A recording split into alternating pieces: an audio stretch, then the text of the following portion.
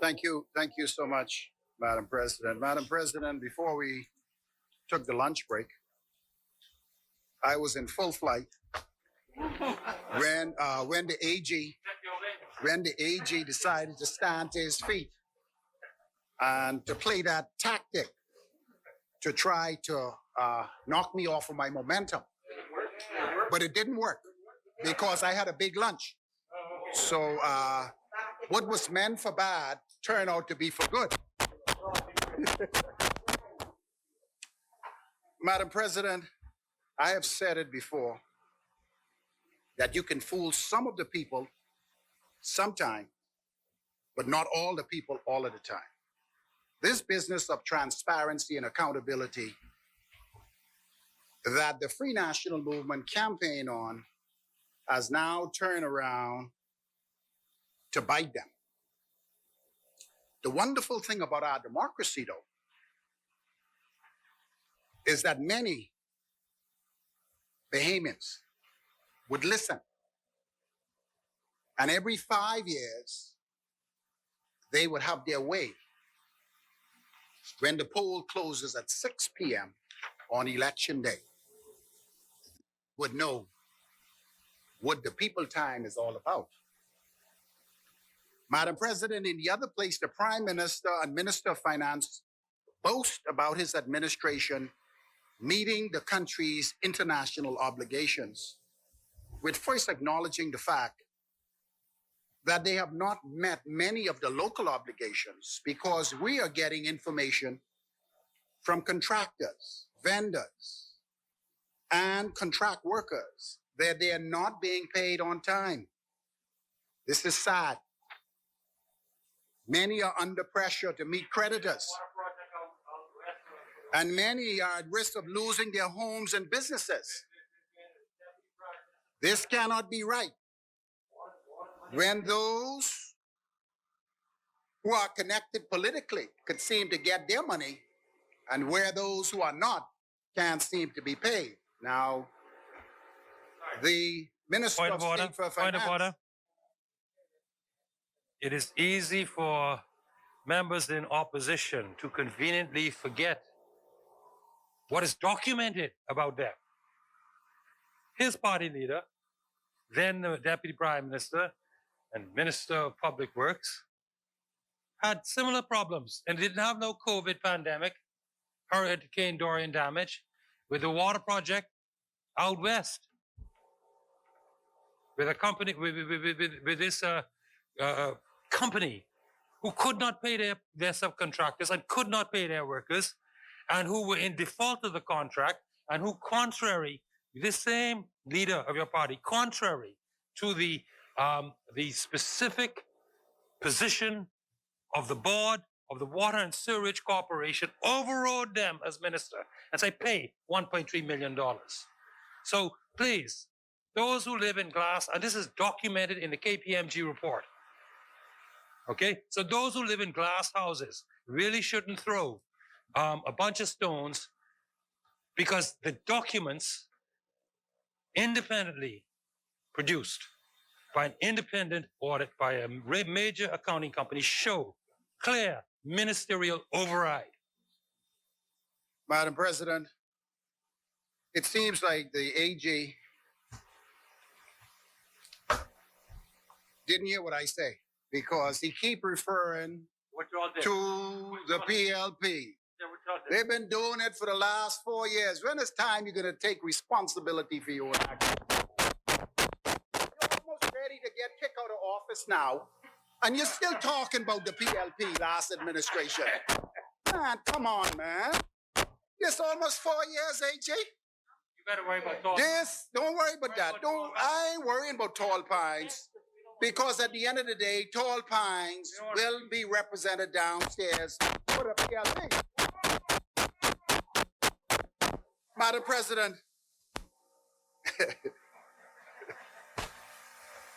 it cannot be right. I spoke about contractors who have come to us crying because they can't get paid. And I brought it to the attention in this honorable chamber. And the AG talking about some report some 4 years ago, man, let's get down to governing this country.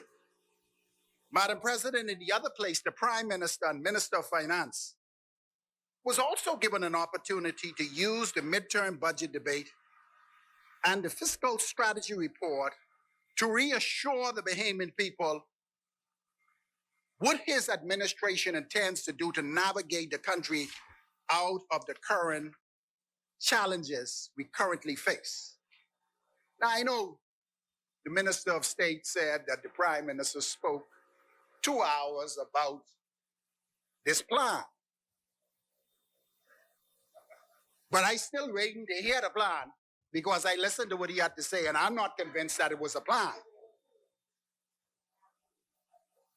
It was my expectation that during the 2020-2021 midterm budget debate, the government would have demonstrated more accountability and transparency on the country's financial matters. Now, I've said it before, and I made reference to some of the figures that the Minister of State for Finance brought to this honorable place. And I hear what he said, but we need a little bit more clarification because a lot has been done during the emergency order, and we need to know some of the things that have been done. During the course of this debate, we all expected some realistic hope and optimism from the side opposite, and the laying of a practical economic plan that was not only workable in the current economic environment, but achievable by this administration in the couple months they have left to govern. But again, the Minister of State for Finance had the opportunity to speak specifically about the government's plan. I listened carefully, and I don't think he did so. Instead, once again,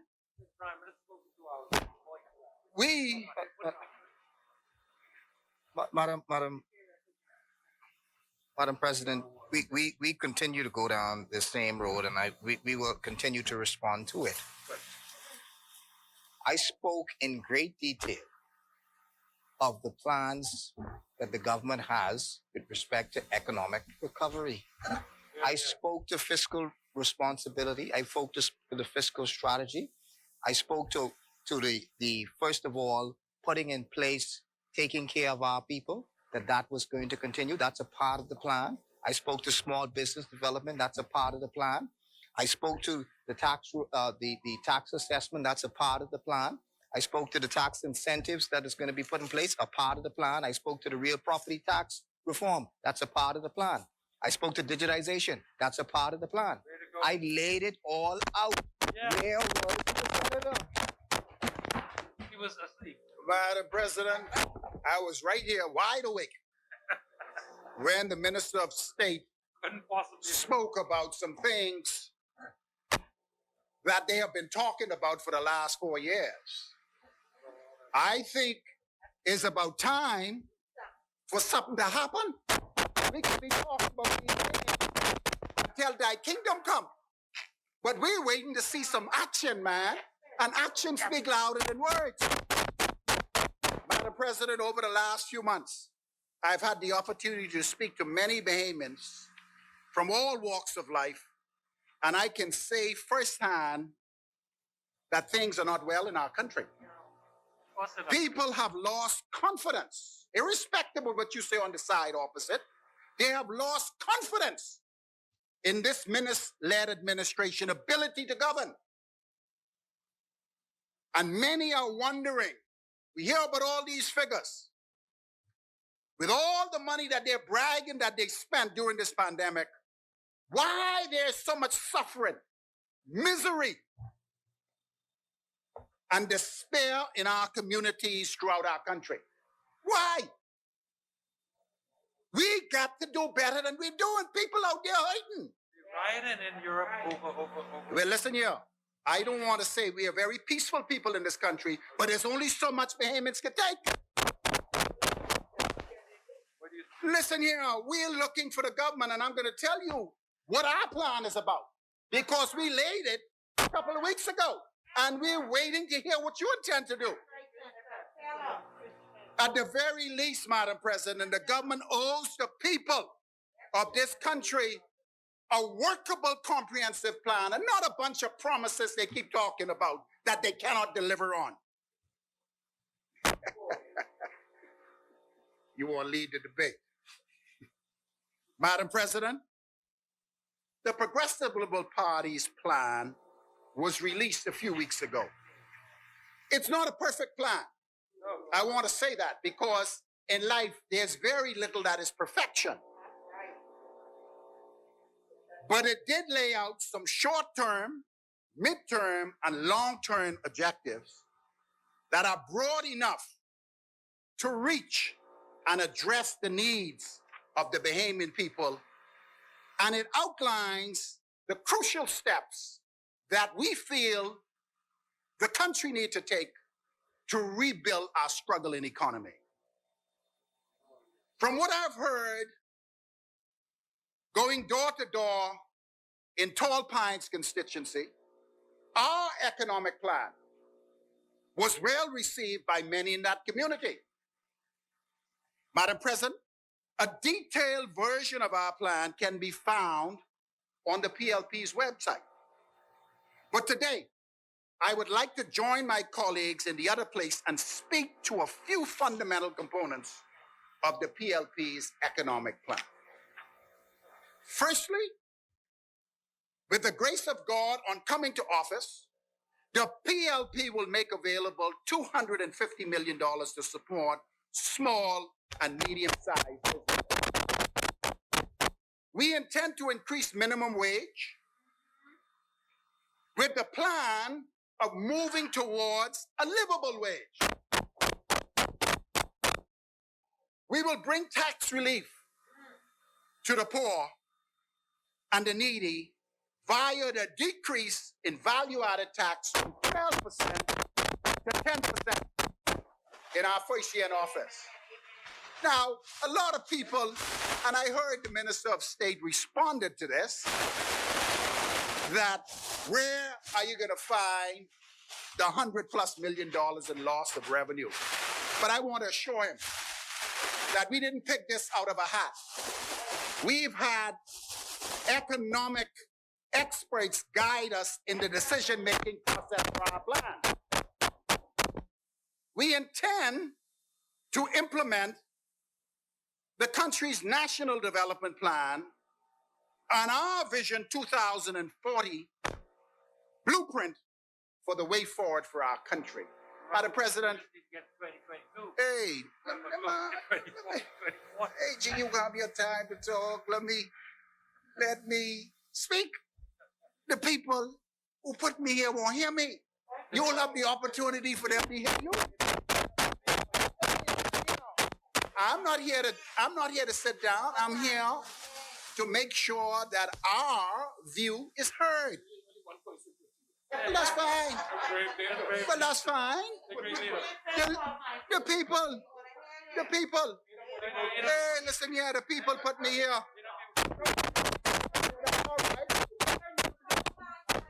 right. I put this in my own speech. I write for myself, and I do what I need to do for myself. Madam President, the National Development Plan that was accomplished under the former administration, was a bipartisan approach to governance for the long term. We left the blueprint behind.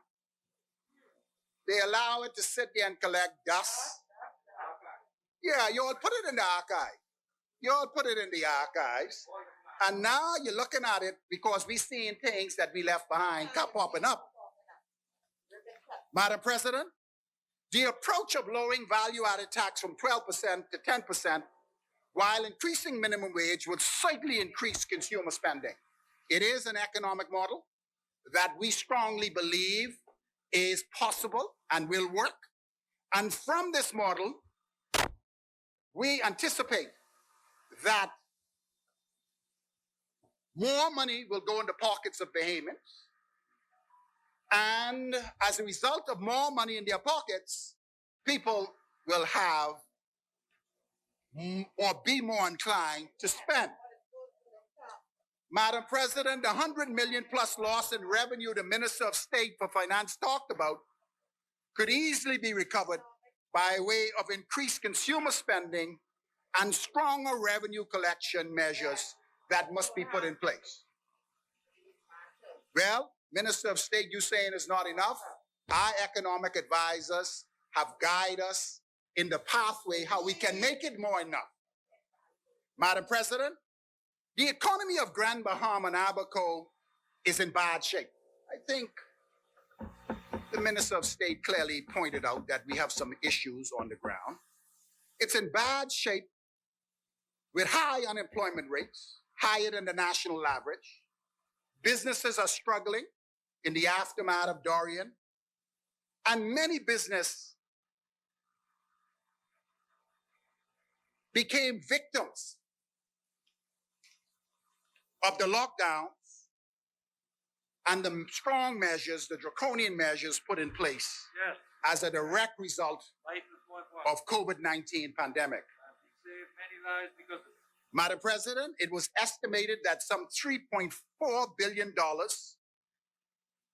in damages took place as a direct result of Hurricane Dorian on the islands of Abaco and Grand Bahama.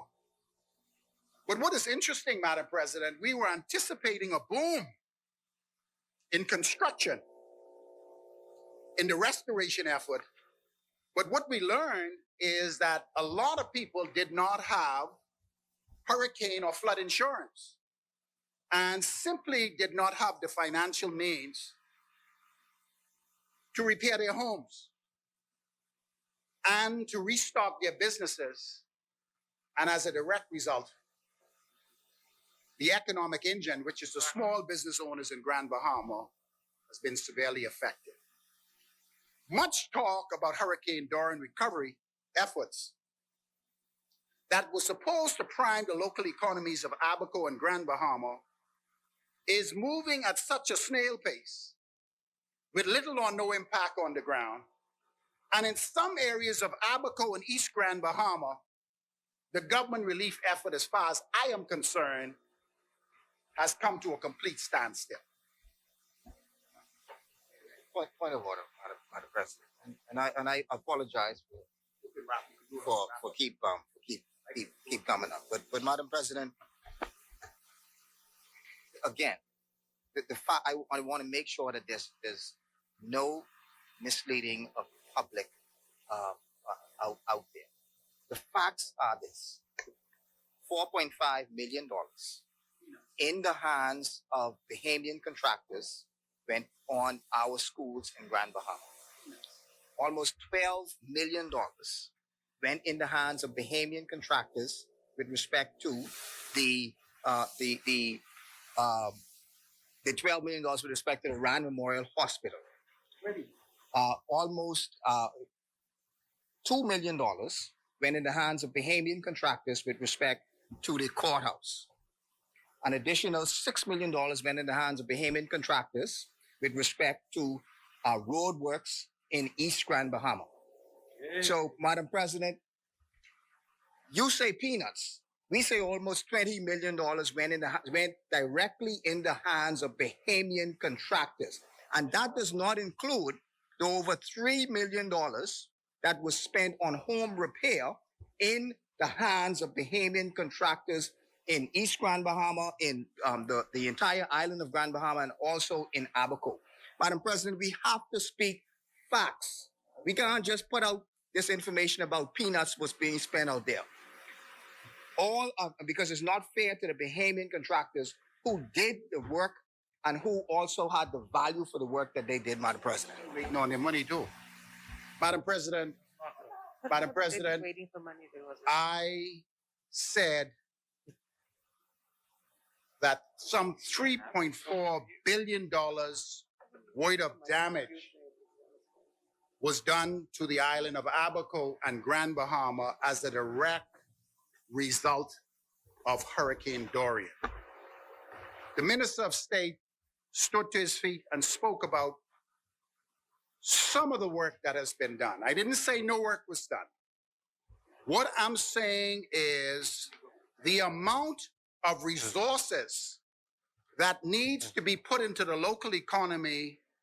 Of course, I'm going to your office. Okay. Due to the fact, you done? Due to the fact that the country and the island of Grand Bahama and Abaco deserves more. That is my point. Madam President, some residents in these communities are still in tents. Some residents still reside in condemned structures. I've had the opportunity to speak to quite a few. And if the truth be told, they feel abandoned by this administration. And they feel as if they have been forgotten. It is my view that this is one of the greatest failures of this administration. And the member of Parliament for East Grand Bahama, the former Minister of Finance, who had the power in his hand at one point to bring real change in this community, when he stood at his feet in the other place, he called it for what it really was, an absolute disgrace. That's what I think it is too. The government should and must do more to help these poor people. In my last budget presentation, I predicted the Ministry of Recovery and Disaster Preparedness would prove to be nothing more than an F&M political PR stunt.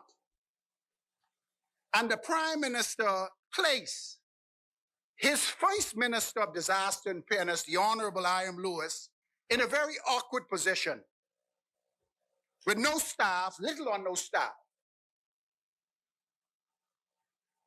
little or no funding, almost forcing the man to operate from his briefcase, controlled by an authority of personalities that overpowered his limited authority.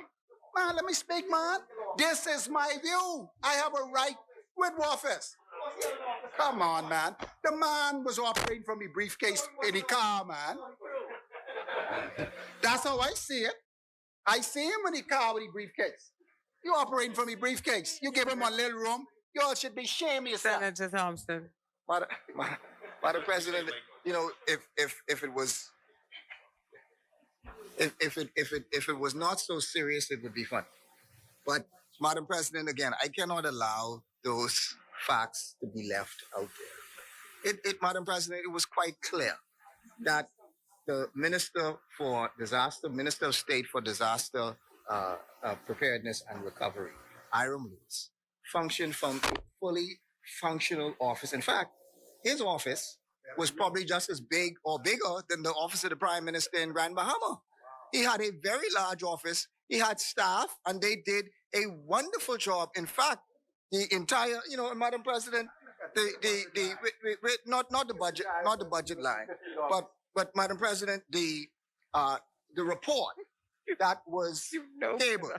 And Madam Vice President, let me just hold on to that. Madam Vice President. Look at the disaster and compare it with the other ministry. That's It's only about $50. Madam President, again, we have to speak the facts.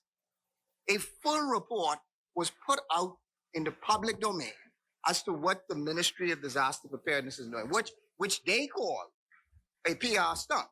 But Madam President, what we call over 2,000 people being assisted with small home repairs. And in fact, they speak to the amount of money, and he said there's no money here. But Madam President, over $5 million worth of persons have already been assisted. $5 million has already been spent out of the same ministry that don't have any money. To interrupt you for a second, maybe the senator got the figures wrong because you said 5 million, but he says 50. So we forgot the zeros. Madam President, $8 million, over $8 million have already been approved. And Madam President, this is facts. This isn't a little play. I tell you what we'll do booklet. though. Obviously, there are a lot of issues in the senator's presentation which are controversial. So we're going to allow him Thank you. to complete his presentation. You notate the issues which are controversial or actually incorrect. And then we will one by one go through them when he is completed. Thank you so much. I take your point, Madam President. Thank you so much. And I will do my best. Please. But please ask him to speak to the facts. But I'll do my best. Madam Those are the facts as Yeah. he sees them. But obviously, speaking they're to the open to facts. correction. I'm speaking to the facts, Madam President. Okay. I have a full understanding of the statistical analysis in this report. And when I make my comparison to the $3.4 billion in damages took place in Abaco and Grand Bahama, this is only a mere snapshot of the need and what is necessary in the reconstruction and development in those communities that were devastated by Hurricane Dorian. But Senator, I think you will agree that for the amount of damage that was done, it is not something that can be repaired in 1 year. Madam President, what I am saying is that I had the opportunity to visit these communities. Okay. I have spoken with individuals who have been impacted in these communities. And despite the fact that this report is indicating that some work was done in the area, I am bringing to the attention of this honorable place that it is mere a fraction of what needs to be done, and the government needs to move swiftly to address those critical needs that are on the ground, because as we speak, they are becoming dire. Okay.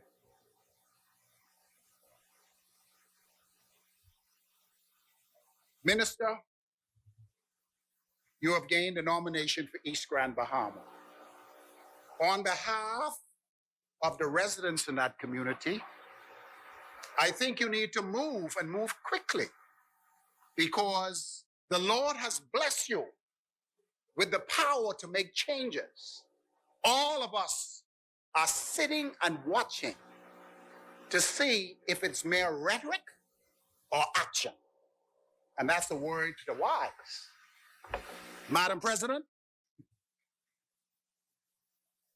the truth of the matter is, up to this point, the government failed miserably with its Dorian restoration effort. And I trust with the appointment of the new minister, the Honorable Pakeisha Parker, the ministry will get the real funding it deserves, along with the technical support and administrative know-how in order to be effective. God knows, and I say this, that the people of Abaco and Grand Bahama are hurting and hurting badly. They are in desperate need of help. Enough of this political rhetoric. Roll up the sleeves, get to work, and stop the PR hoopla. Madam President, I have said it before and I'll say it again, that the government was not responsible for Hurricane Dorian. Neither was the government responsible for the COVID-19 pandemic. But the government is fully responsible for the poorly managed restoration effort as a direct result of the storm. But as a believer, I believe there's always hope. And the people of Abaco and East Grand Bahama can rest assured that we on this side, I don't know what's happening on your side because you're taking long to move, have heard your cry and feel your pain. And when given the opportunity, we intend to do something major to fix the botched effort by this administration and give the residents in these communities the relief that they truly deserve. Madam President, I now turn my attention to the COVID-19 vaccine. Over the weekend, there's been much excitement about the long-awaited government COVID-19 vaccine rollout. Thank God. And on behalf of us on this side, we want to thank the people of India who donated the 20,000 doses of vaccine to our country. But we asked the question, with a population of only 300,000, Barbados was able to get 3 to 4 times as much vaccine as we did. Let me say from the onset that we on this side support a well-coordinated COVID-19 vaccination program. And from the positive experience we have had with the 1998 rollout of the Ministry of Health measles, mumps, and rubella vaccine some 22 years ago, as a healthcare professional, I must say that I have faith in our healthcare workers and remain confident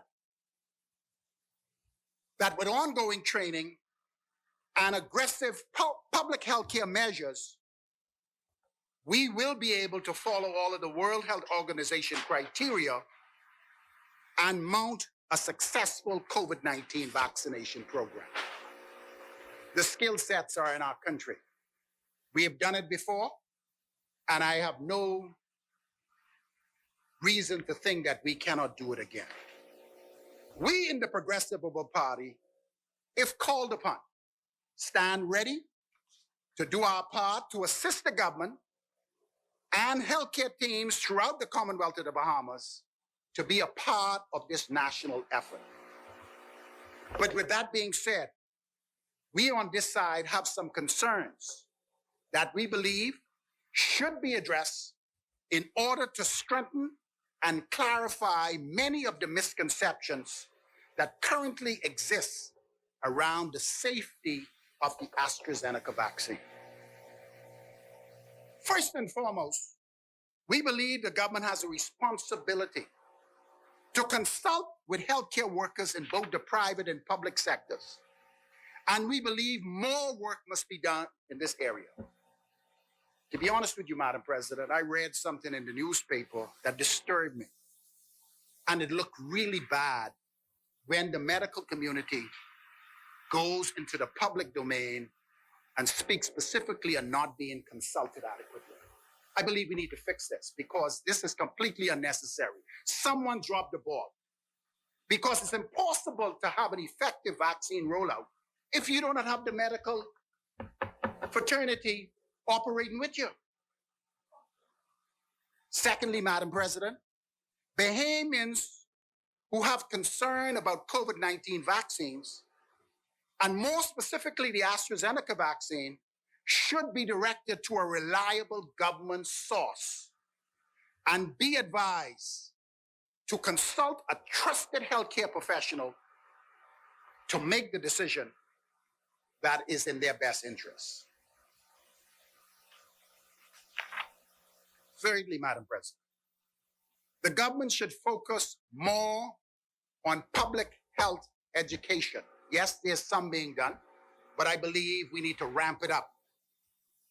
We must be able to provide those who are responsible with the research data on AstraZeneca vaccine that would address what we're seeing in the media about what is happening in countries like Europe.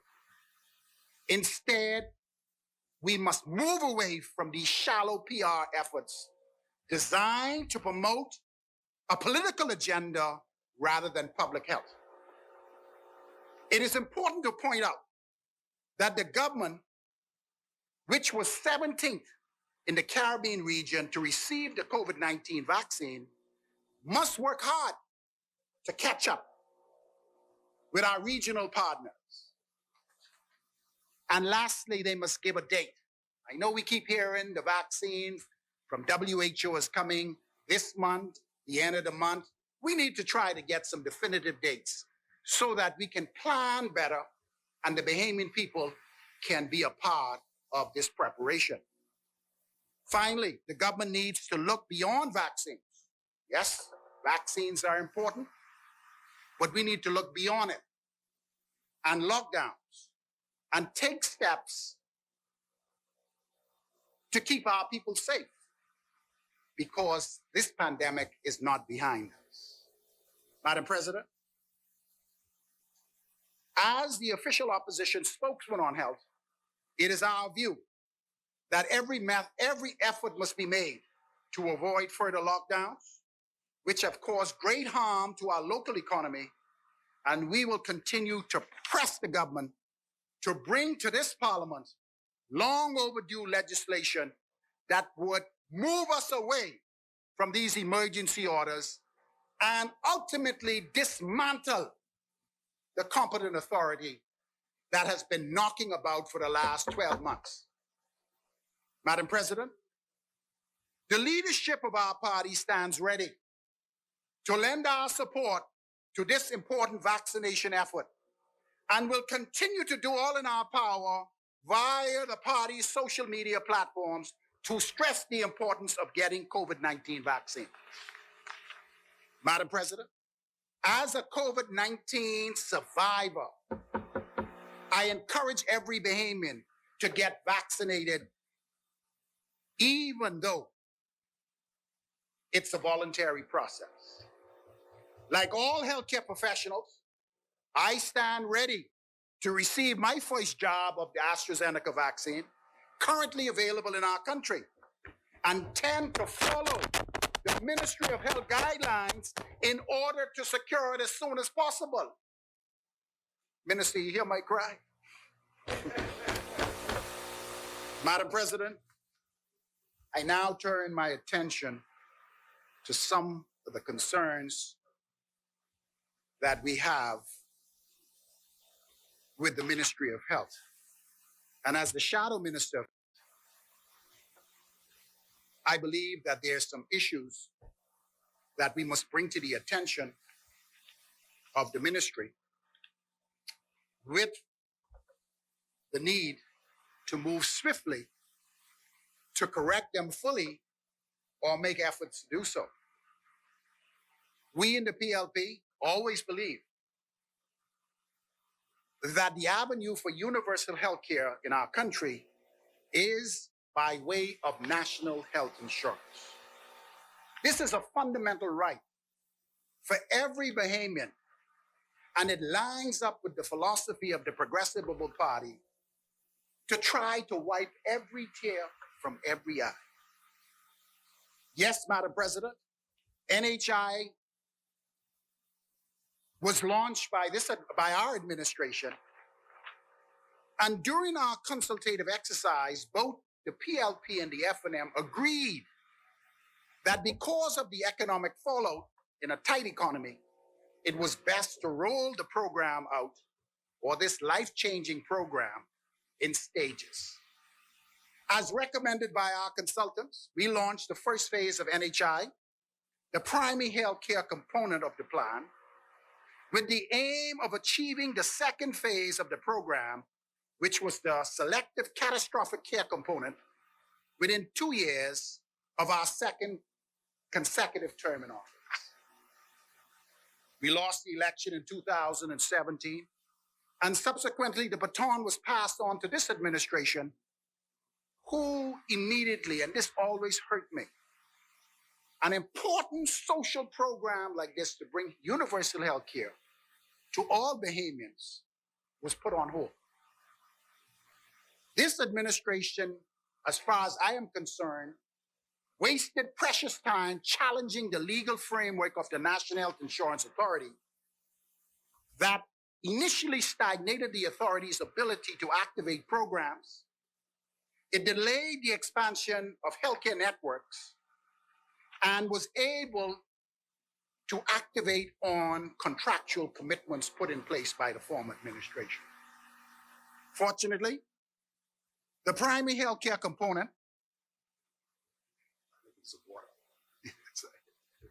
thank you so much.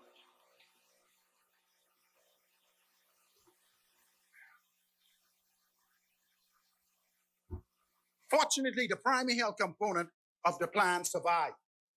Thank you, Lord.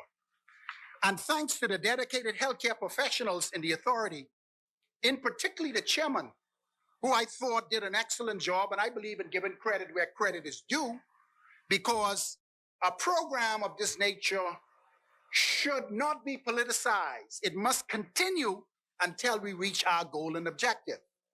And under his watch, we now see some 80,000 Bahamians registered in the plan, 80,000 plus, and many participants of the plan boast about getting excellent health care from well-trained, committed Bahamian physicians. Madam President, many have tried to scuttle this important social initiative put in place by the PLP. But despite the aggressive pushback from both the private and public sector, I believe that the National Health Insurance Plan is here to stay. As outlined in the blueprint we left behind, I was pleased to see that after over 3 years, a qualified Bahamian is now leading the charge. I got 2 hours. Huh? I have 2 hours. No, he has piled it on to me. No, I am the lead speaker. And the lead speaker has 2 hours. Everyone else on this side has 1 hour. He will be speaking for 1 hour, not 2. He has put the 2 hours in my hand. Thank you so much. I said I speak for 2 hours already. Madam President, I'm pleased that after 3 years, the foreign person who led the charge is now replaced by a qualified Bahamian who is doing an excellent job, and I encourage her and her team to stay focused and move swiftly to try to get us for the implementation of the second and third phase of the National Health Insurance Plan and reach our ultimate goal, which is universal health care for every Bahamian. Countries all over the world are trying to get to that stage. And I say, for all of us on both sides of the divide, let's remain focused. Let us stay away from the politics when it comes to this plan, and let us give this important social initiative to Bahamians throughout our country. We on this side said it over and repeatedly that much more should have been done to reach this ultimate goal. And I am convinced, without a shadow of a doubt, if this administration followed the consultant's original blueprint for the rollout of national health insurance, the delivery of qualified health care or quantity health care would have been further ahead, and I believe the country would have fared better through the first and second wave of the COVID-19 pandemic. Madam President, in the preparation for the launch of NHI, an extensive analysis of the state of clinics throughout the Family Islands and New Providence and Grand Bahama were conducted. And prior to leaving office, extensive work began on many of these clinics to ensure that the Family Island healthcare facilities were upgraded and met the initial standards. Unfortunately, on our departure, some of this work was stopped and canceled, which is bad news. Madam President, many of these clinics that we speak about are the lifeline in the Family Island communities. But sadly, the majority of them have been left by the government unfinished and in some cases unfit for occupancy. I have seen many of these clinics throughout our Family Islands and the need for extensive work. And to be honest, and I say this without remorse, that the Prime Minister and the former Minister of Health and the current Minister of Health should hang their head in shame. It is a national disgrace that while we can find money to expand PR programs and sidewalks, the government has not made the repairs that are necessary to many of these clinics in our Family Islands. So once again, on behalf of these Family Island communities, we call on the government to act quickly to begin the much-needed repairs to many of these dilapidated clinics throughout our country. Madam President, I was surprised that the Prime Minister did not bite his tongue when he talked about winning 39 seats in the next general election. Once again, proving how out of touch he really is with the Bahamian people. Like many in our country, I take great exception of him referring to the 4 PLP parliamentarians as contaminants. The truth of the matter is, from all indications on the ground, I believe that the Progressive Liberal Party will win the next general election by a large margin. That is my view. Yes, many residents in Kalani say thank you to the Prime Minister for the extensive roadworks in that constituency. But we must remind the Prime Minister that your neglect in many of the inner city areas is unacceptable, proving that it is mere lip service that you're doing for the poor. And I ask the government and members on the side opposite, when will it be the poor people's time? Madam President, the truth of the matter is people are hurting in our country, and arrogance cannot be substituted for incompetence or compassion.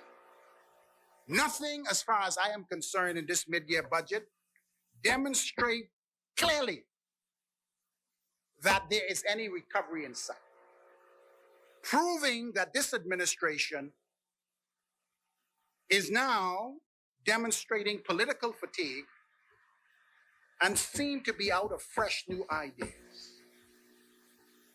This minister-led administration seemed to believe that the Bahamian people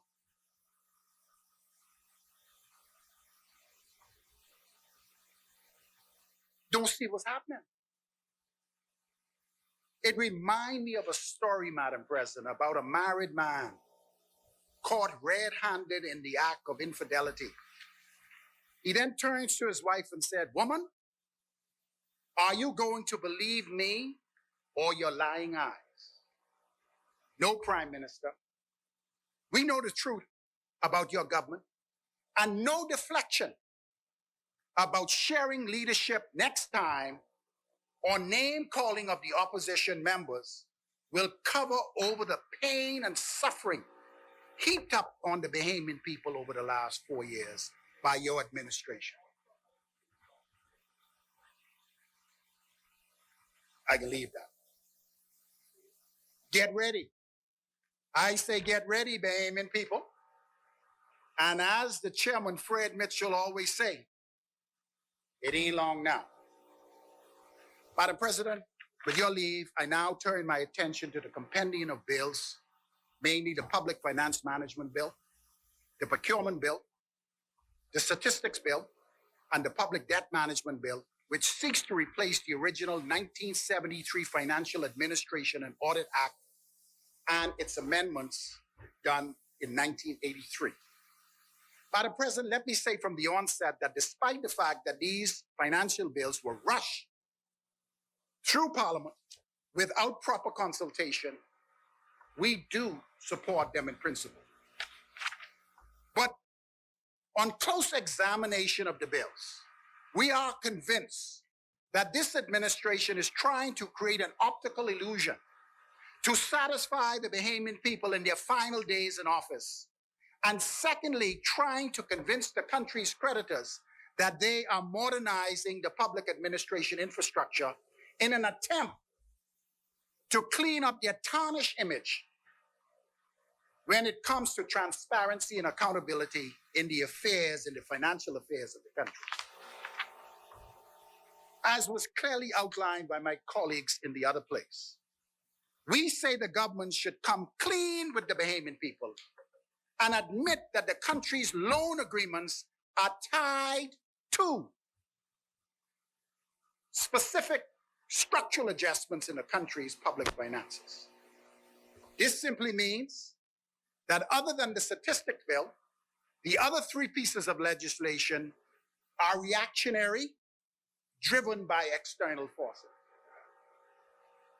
Madam President, our advisors, and trust me, we have advisors as well, indicate that reforms present in these bills will create some logistical and enforcement and administrative challenges for the government during the implementation phase. For starters, no agency impacted by these compendium of bills has a permanent head of the agency, and we believe additional amendments would be necessary in short orders to address these potential shortcomings. Madam President, with your leave, I would like to speak a bit about each bill. The Public Financial Management Bill. Madam President, as I said before earlier, the Financial Administration and Audit Act is being replaced by these three pieces of legislation. The Public Financial Management Bill, the Public Debt Bill, and the Procurement Bill. Excuse me.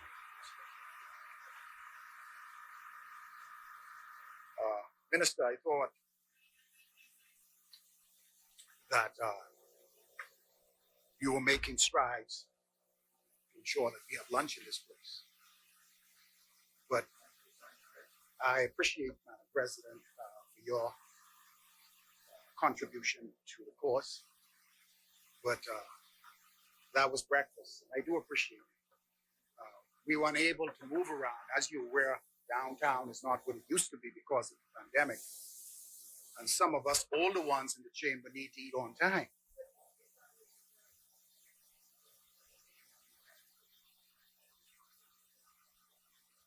Yes. No, you heard me correctly, but I was unable to eat it because of the time constraints. So it's in my car, unfortunately. But, you know, I mean, I do have a chocolate bar that I was able to get it. But we had, no, I didn't want to be late because I was the one who was going to speak first. But I appreciate what you have done for us.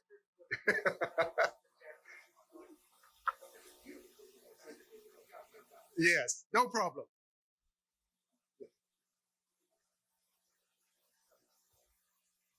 No, I could go. I could go. I see the Minister of State had to drink some water too, coming on the tail end.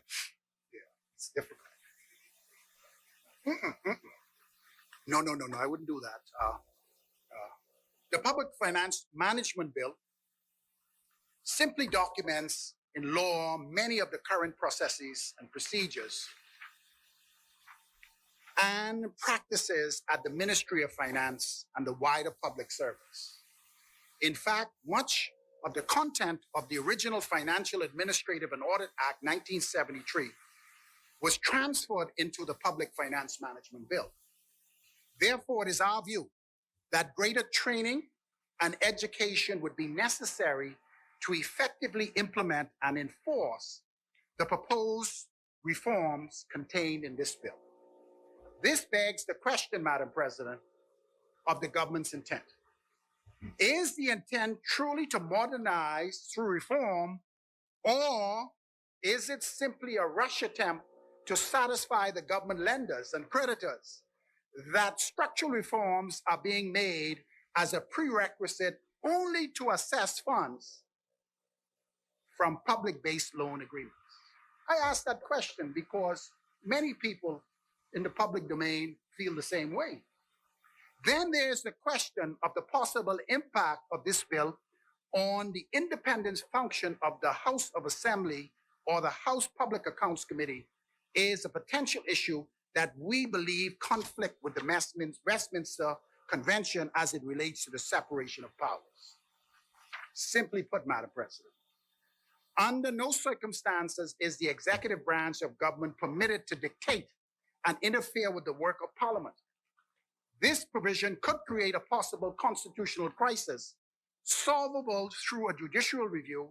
And I hope, and I spoke to the Minister of State, that either himself or the AG will clarify this point for us, because we are very concerned about it. In the wrap-up, the Procurement Bill. I now turn my attention to the Procurement Bill. And I'd like to say it's ironic and quite frankly disturbing that the same government that refused to comply with Section 11.2 of the Emergency Powers Act on procurement reporting is the one who's bringing this bill to this place to speak about transparency and accountability. But I like the spirit of the bill, and I must say that. And the intent of the bill, which aims to modernize the procurement process within the wider public sector, inclusive of government-owned enterprises. The intent of the bill is to establish an independent procurement board. We believe is undermined by the fact that the members are exclusively appointed by the Prime Minister, and the board, we believe, can be filled with a bunch of political cronies. There will be no independence if this is done. And it is my understanding that the true purpose of the procurement board is not to make procurement decisions, but rather to make sure that the rules of the procurement process are followed. Needless to say, Madam President, the public interest will be better served if the procurement board consists of a cross-section of parliamentarians and independent people rather than a group of hand-picked political cronies and insiders who are involved and can potentially contaminate the entire process. I review, or I say, that this is of great concern to us. We believe that the appointment process should be more independent and not fall in the hands of the Prime Minister. Madam President, the Public Debt Bill is another bill that is part of these financial bills. And we know, and we have watched the government borrowing with an explanation, and always as a direct result of some natural disaster.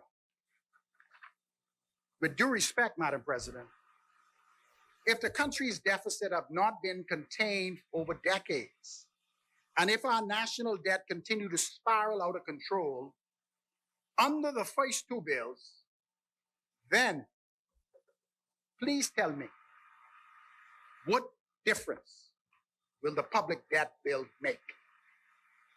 There have never been any penalties associated with unsustainable borrowing, huge budget deficits that continue to spiral out of control. The Bahamas will experience its largest budget debt in recorded history in the upcoming fiscal year. And until we can find a fiscal model method that can address natural disasters, we will continue to fight a losing battle. Madam President, with this piece of legislation, there would be no need for parliamentary approval for loans and guarantees and no set limits on short-term borrowing. Finally, with additional borrowing restrictions under the new Central Bank Act, this new debt bill is sure to increase the cost of capital for the government, which translates to another potential tax to the Bahamian people. Finally, Madam President, the Statistical Bill, which seeks to give the Department of Statistics optional independence, but fails to address the most important issue for the Department of Statistics, and is always funding. You know what's amazing? This bill, in principle, seemed to be okay, but it has left the department in a position where it continuously have to go back to the Ministry of Finance to beg for resources to get the job done. And while we at it, we were supposed to do a census. Was the census completed, or has the census begun? Is it a financial issue? Is this a logistical issue of COVID-19? We do not know. But we believe that the government should speak a bit about it because it's something that the country needs to know. We need to know how many people migrated from Grand Bahama. What is the new population of Abaco? Where did these people go? Did it increase the population of Nassau? These are very important information necessary for us to start economic planning on the way forward for each island. If the Department of Statistics have to go hand in mouth to the Ministry of Finance to request funding, then the institution could be held hostage by the executive, and the stated objective of the bill itself will never be realized.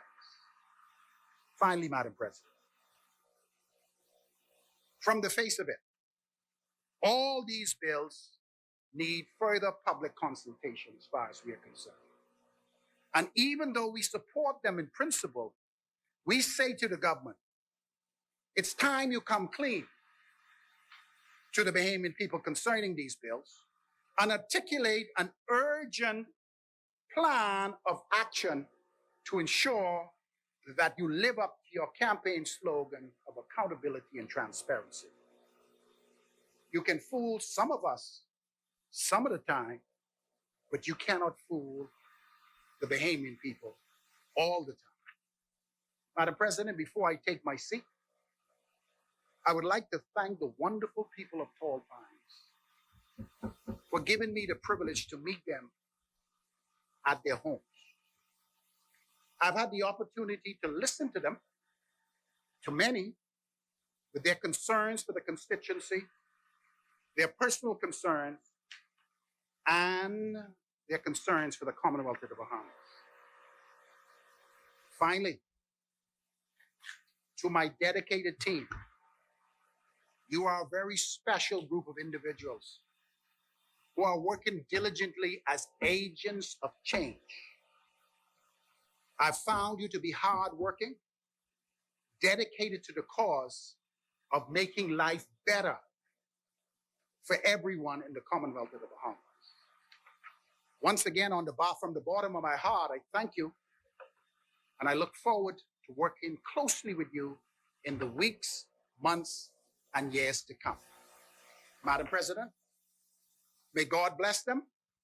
May God bless the Commonwealth of the Bahamas. Thank you so much.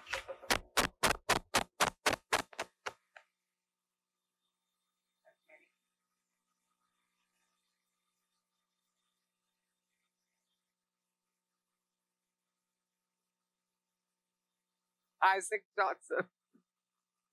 My apologies.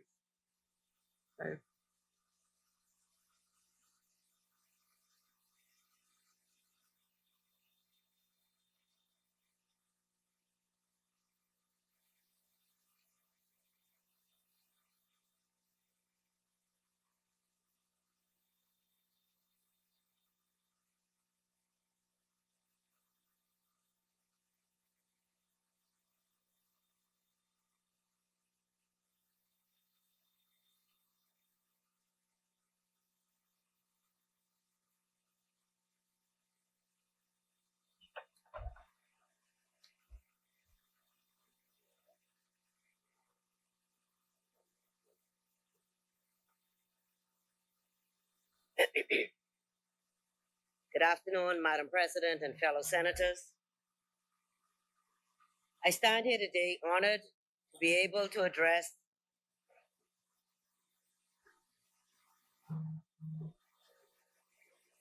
the mid-year budget performance debate during the 6 months ending the 31st of December 2020 and the Public Finance Management Bill 2021, what we will know as the PFM Bill, the Public Debt Management 2021 Bill, the Public Procurement Bill 2020, and the Statistics Bill.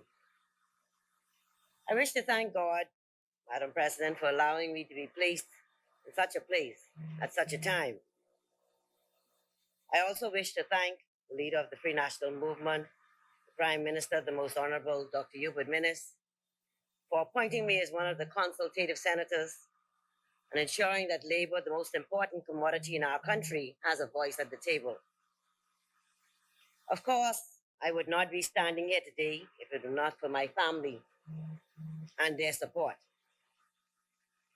And namely, I just want to say I stand here today on the shoulders of my heroes. And my first hero is my grandfather, Prince Ferguson. And of course, my mother, Mary Eugene Ferguson Blyden, both proud products of Black Point and by way of the Forest Exuma. Because you know, the narrative that the other side is trying to send out there is that I'm not from Exuma. So let us dispel that myth for them very, very quickly, that my mother was born in Black Point, Exuma. All right? So the truth will set you all free. And my father, Ned Isaacs, and his youngest brother, the Honorable Kendall George Lamont Isaacs, former leader of the Free National Movement, was my role model, and my father as well. Of course, my sisters, Marilyn Ramming, Judy Wood, Alma Tinker, Julia Pierre, deceased, Margaret Isaacs, my brothers, Godwin Blyden, deceased, Charles Edward and Sidney Isaacs, Andrew and Antonio Coakley, and of course, Sean Blyden.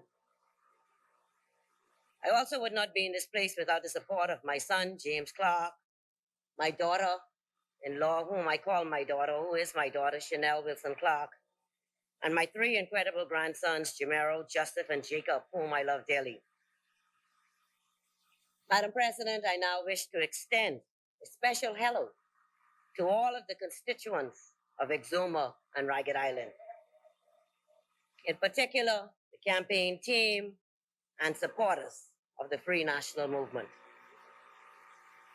I wish to, at this time, take time to extend condolences to Mr. Julian Marshall and the entire Marshall family on the passing of the matriarch and an icon in the community, Mrs. Veronica Marshall. And Proverbs chapter 31, verses 25 through 28 epitomizes her well. It says, strength and dignity are her clothing, and she shall rejoice in time to come. She openeth her mouth with wisdom, and in her tongue is the law of kindness. She looketh well to the ways of her household, and eateth not the bread of idleness.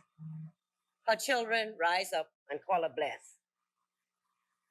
Mrs. Veronica Marshall was indeed a nation builder, a woman of virtue, a God-fearing woman, and a gem whose footprints are imprinted in the sands of Exuma and the Commonwealth of the Bahamas.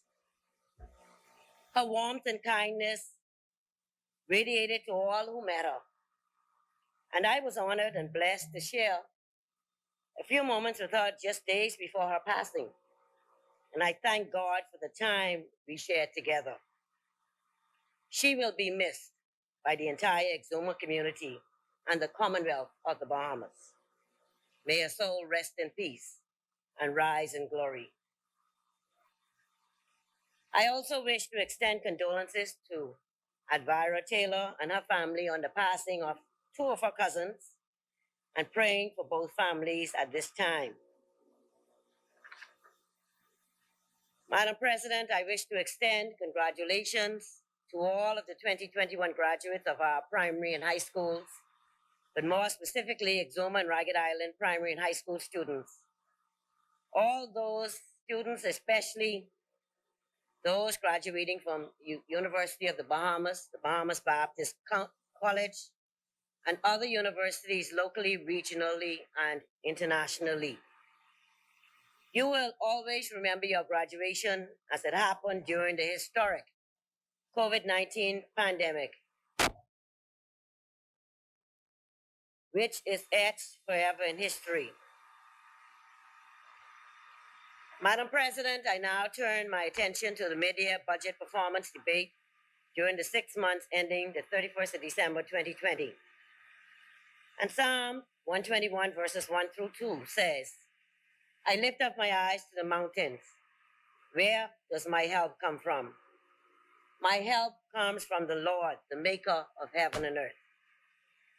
Vehemence, it is time for us to remember who is our help.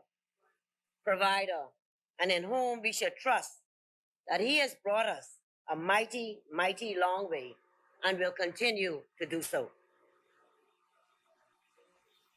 The Bahamas has been through the 2019 Category 5 Hurricane Dorian, called the worst natural disaster in Bahamian history. The world and the Bahamas would have lived through various plagues and pandemics, Madam President, like yellow fever, smallpox, polio, the Spanish flu, the Asian flu, and there are all types, AIDS, H1N1, the swine flu, and now we have the Corona-19 virus starting in 2020. Corona, just as its predecessors, Madam President, has turned the world upside down,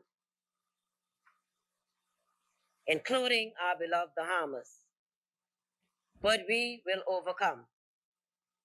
Jeremiah chapter 29, verse 11 says, "For I know the plans I have for you, declares the Lord." And this F&M government was elected in 2017 to be in place in this time for this crisis. The ILO's Director General said in his speech at the G20 Summit, November 2020, "Our Royal Highness, together with the health emergency, we confront an employment crisis of unprecedented proportions. The equivalent of 345 million full-time jobs were lost globally in the third quarter of this year, 225 million of them in the G20, with a global decline in labor income of more than 10%. The short-term employment outlook is bleak, given the continuing impact of the pandemic and of restrictions in many countries.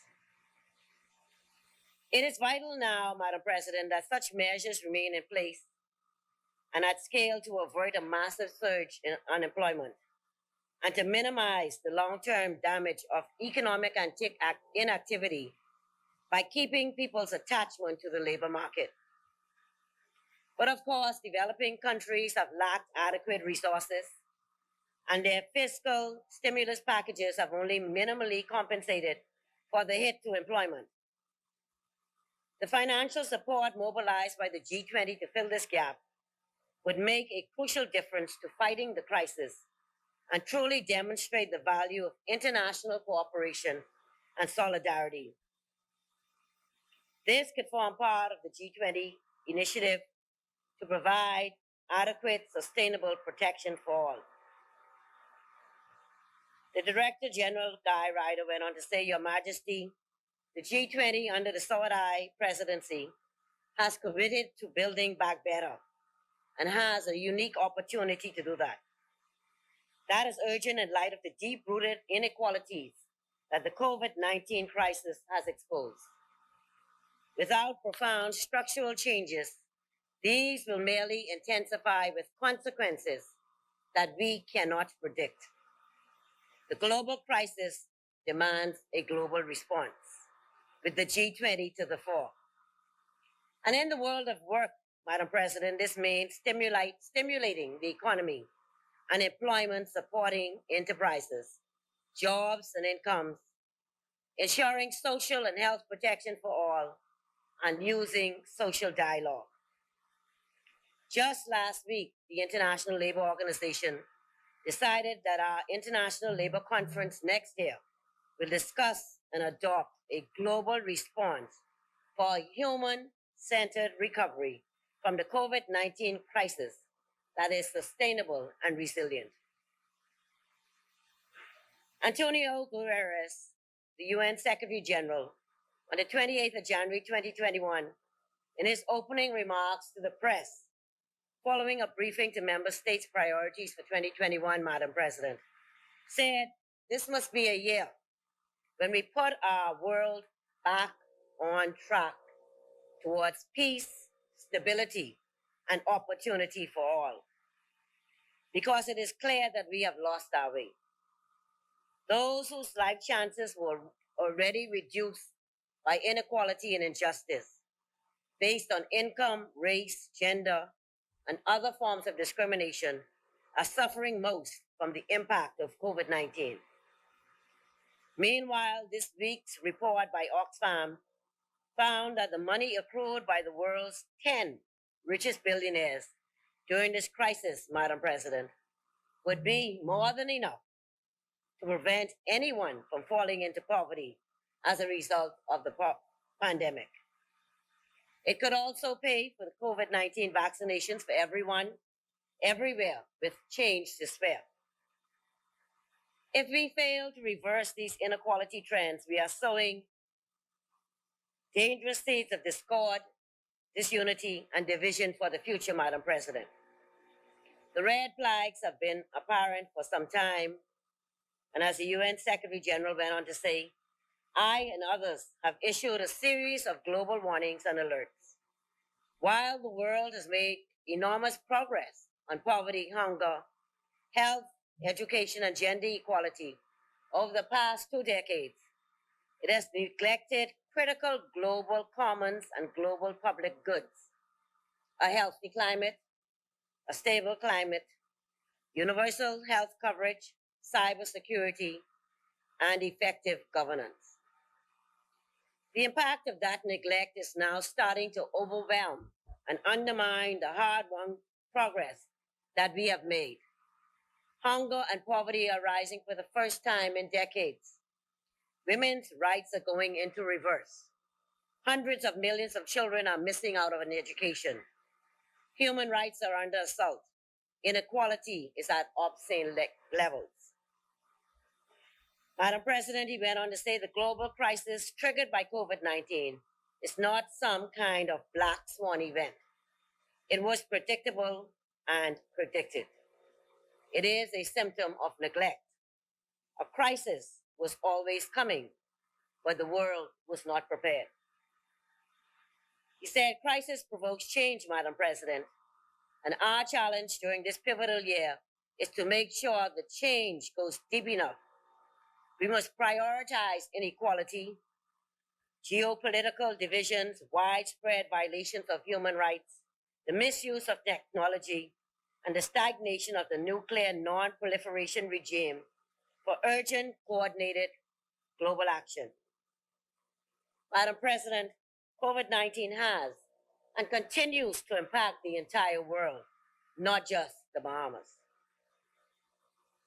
Madam President, the Honorable Prime Minister said, the most Honorable Prime Minister said, during the 2021 budget debate, the government charted a strategy and a plan to steer us through these challenging times by including provisions to protect the well-being of our citizens and residents, maintain economic stability during the COVID-19 induced crisis, and to plant seeds for an accelerated recovery. And to achieve these goals in an environment of fiscal constraint, we decided to focus on 5 priority areas. 1, the Resilient Bahamas Plan. And he said, my government said we would not compromise on public health and safety. To date, we have led a science-driven COVID response that has curtailed the spread of the virus and made our response the envy of the Caribbean. 2, the plan stated we would seek to protect and sustain employment. At the midpoint year, we have protected over 14,000 private sector jobs by funding $44.4 million in payroll support through tax credits and deferrals.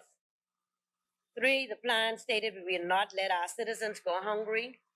And 6 months later, we have spent $24 million on food assistance through the National Food Distribution Task Force to feed 72,000 households. 4, in the Resilient Bahamas Plan, my government said we would sustain the domestic economy and relieve the economic burden on citizens. 6 months later, we have invested $45 million in business continuity plan and grants and $83.5 million in construction projects to stimulate the economy. And 5, the plan articulated the government's intent to use this time to accelerate economic and public governance reforms and prepare the country for a strong and robust rebound. To date, we have made significant progress in digital transformation and advancing key public financial management legislative reform. Madam President, on January 26, 2021, the Executive Board, that's on January 22nd, 2021, the Executive Board of the International Monetary Fund concluded that Article 5, consultation with the Bahamas, the COVID-19 pandemic has exacted a significant human, social, and economic toll on the Bahamas. The archipelago was just starting to recover from the severe damage caused by Hurricane Dorian in fall 2019, when the global outbreak of COVID-19 led to a sudden stop in tourism, the main source of its income and employment. Madam President, it went on to say the authorities mounted a rapid emergency response to support the economy and vulnerable households and put in place strict containment measures. But amid limited testing and health resources, reopening the economy have been challenging. Real GDP is projected to contract by 16.2% in 2020, followed by a modest rebound of 2% in 2021, and to converge back to its pre-pandemic level only by 2024. Public debt is expected to jump to almost 90% of GDP by 2021 and to remain more than 22 percentage points above its pre-pandemic level over the midterm. Madam President, the banking sector remains well capitalized, but some banks and credit unions are vulnerable to pandemic-induced risks, including an erosion of asset quality once loan moratorium expire, with negative implications for profitability and capital adequacy. Risks around the baseline are high, reflecting the uncertain evolution of the COVID-19 pandemic and the Bahamas' vulnerability to natural disasters. Madam President, it went on to say that I foresee that the Bahamas will rebound as we are now experiencing low COVID-19 numbers, and in addition with the vaccine arriving in country and persons getting vaccinated, we will see an increase in tourist arrivals, an increase in employment, an increase in our economy and initiatives.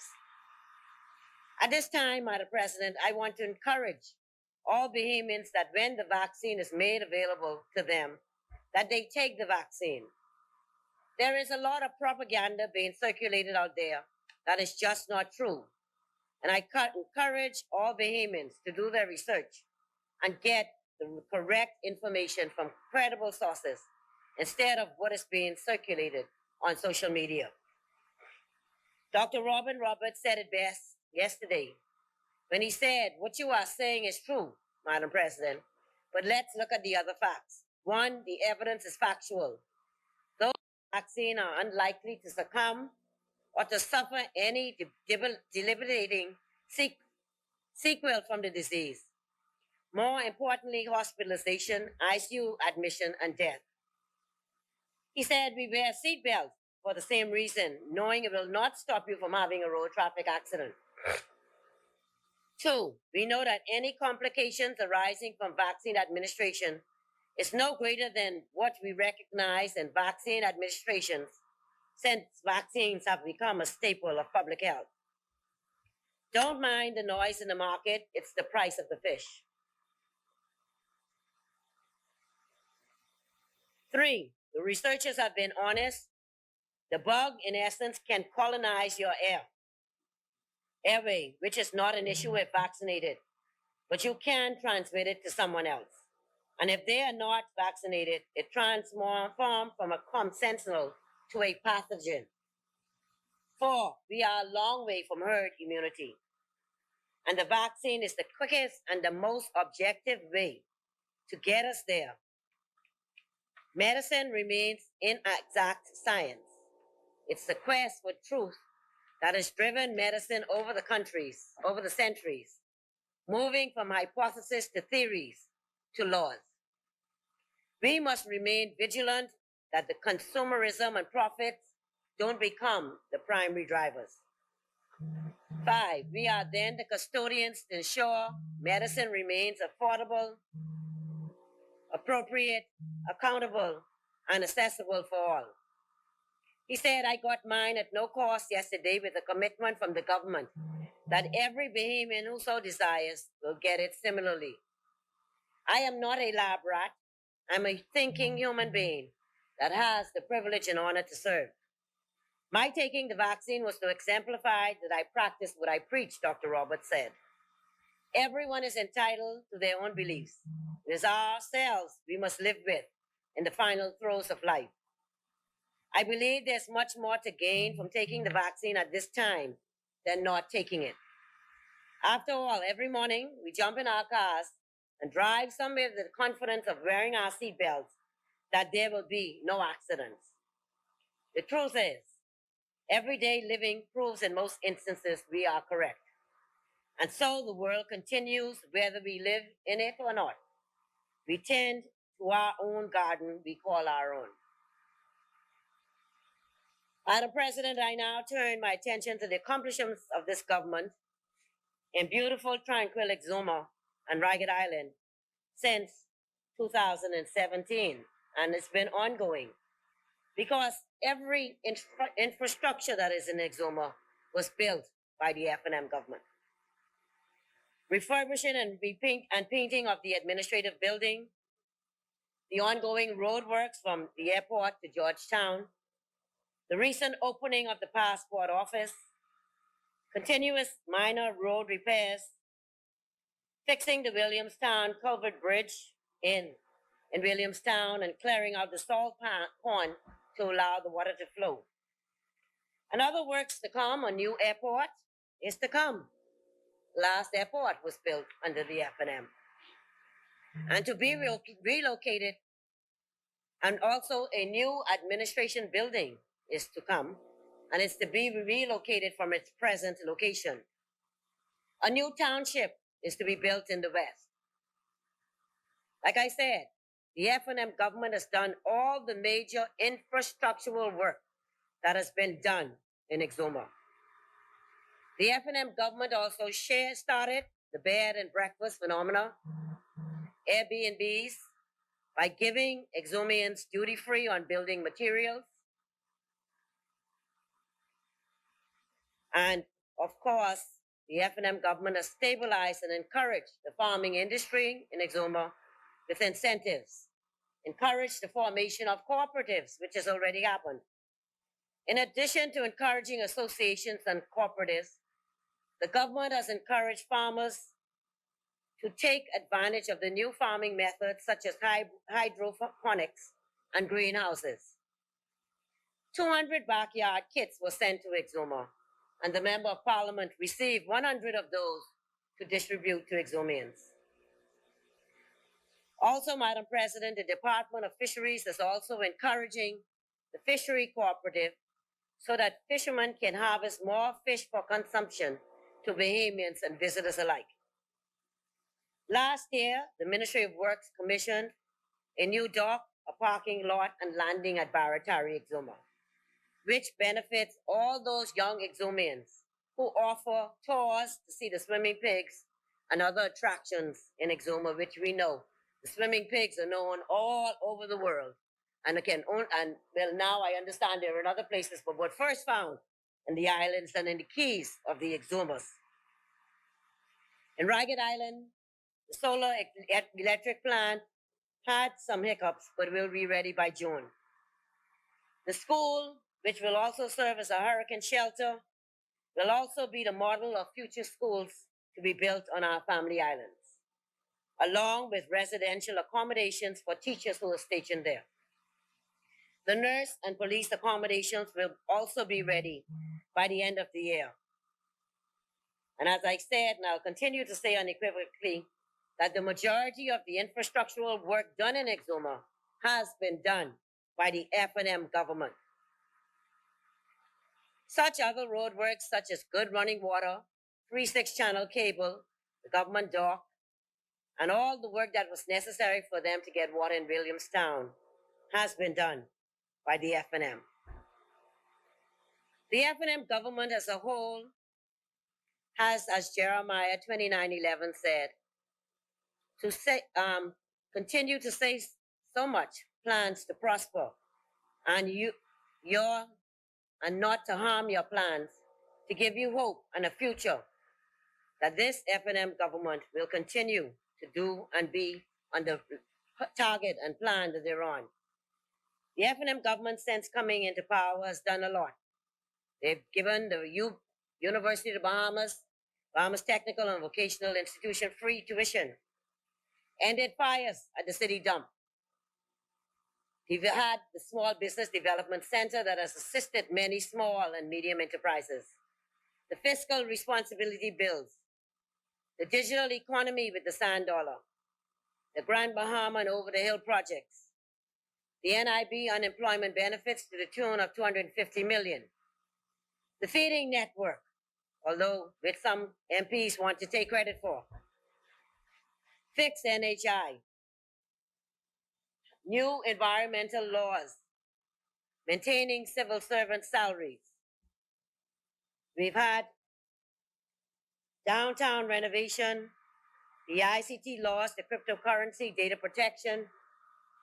We've had social services programs for food, rent, and digital format. The lots, the subdivisions at 15,000 and 10,000 on the Family Islands, and Crown land grants. The immigration overhaul, which eliminated the backlog, the completely digital format that the Department of Immigration is in now. Digital policing with drones, body cameras, street cameras, the shot spotter, and of course, the central building. BPL restoration with bills reduced, new power plant, modern distribution plans. The Economic Recovery Committee, which detailed plans on the way forward for us. The digital criminal justice system, independent budget, digital systems, quicker rulings.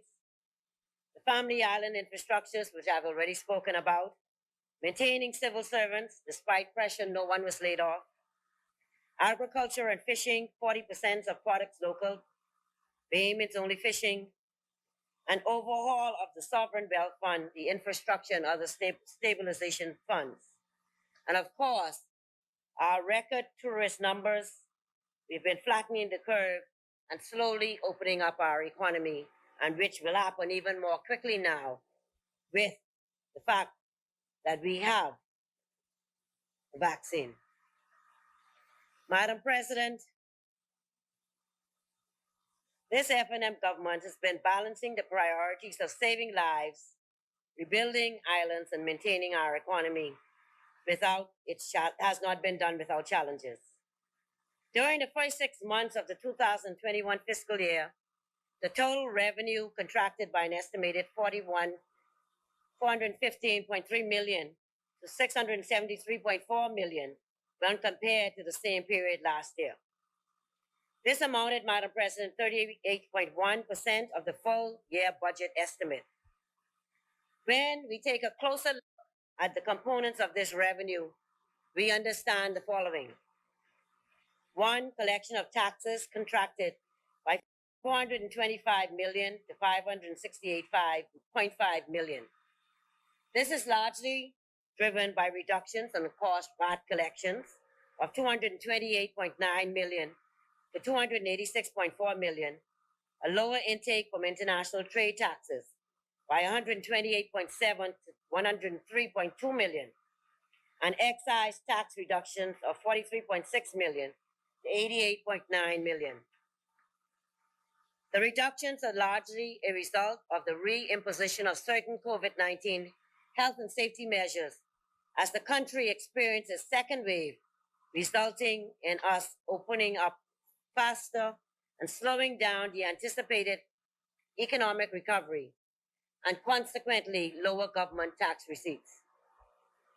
The extension of the government's Special Economic Recovery Zone program to December 31st to allow persons in Grand Bahama and Abaco to continue to rebuild in the aftermath of Hurricane Dorian also, as anticipated, had the effect of reducing government tax revenue.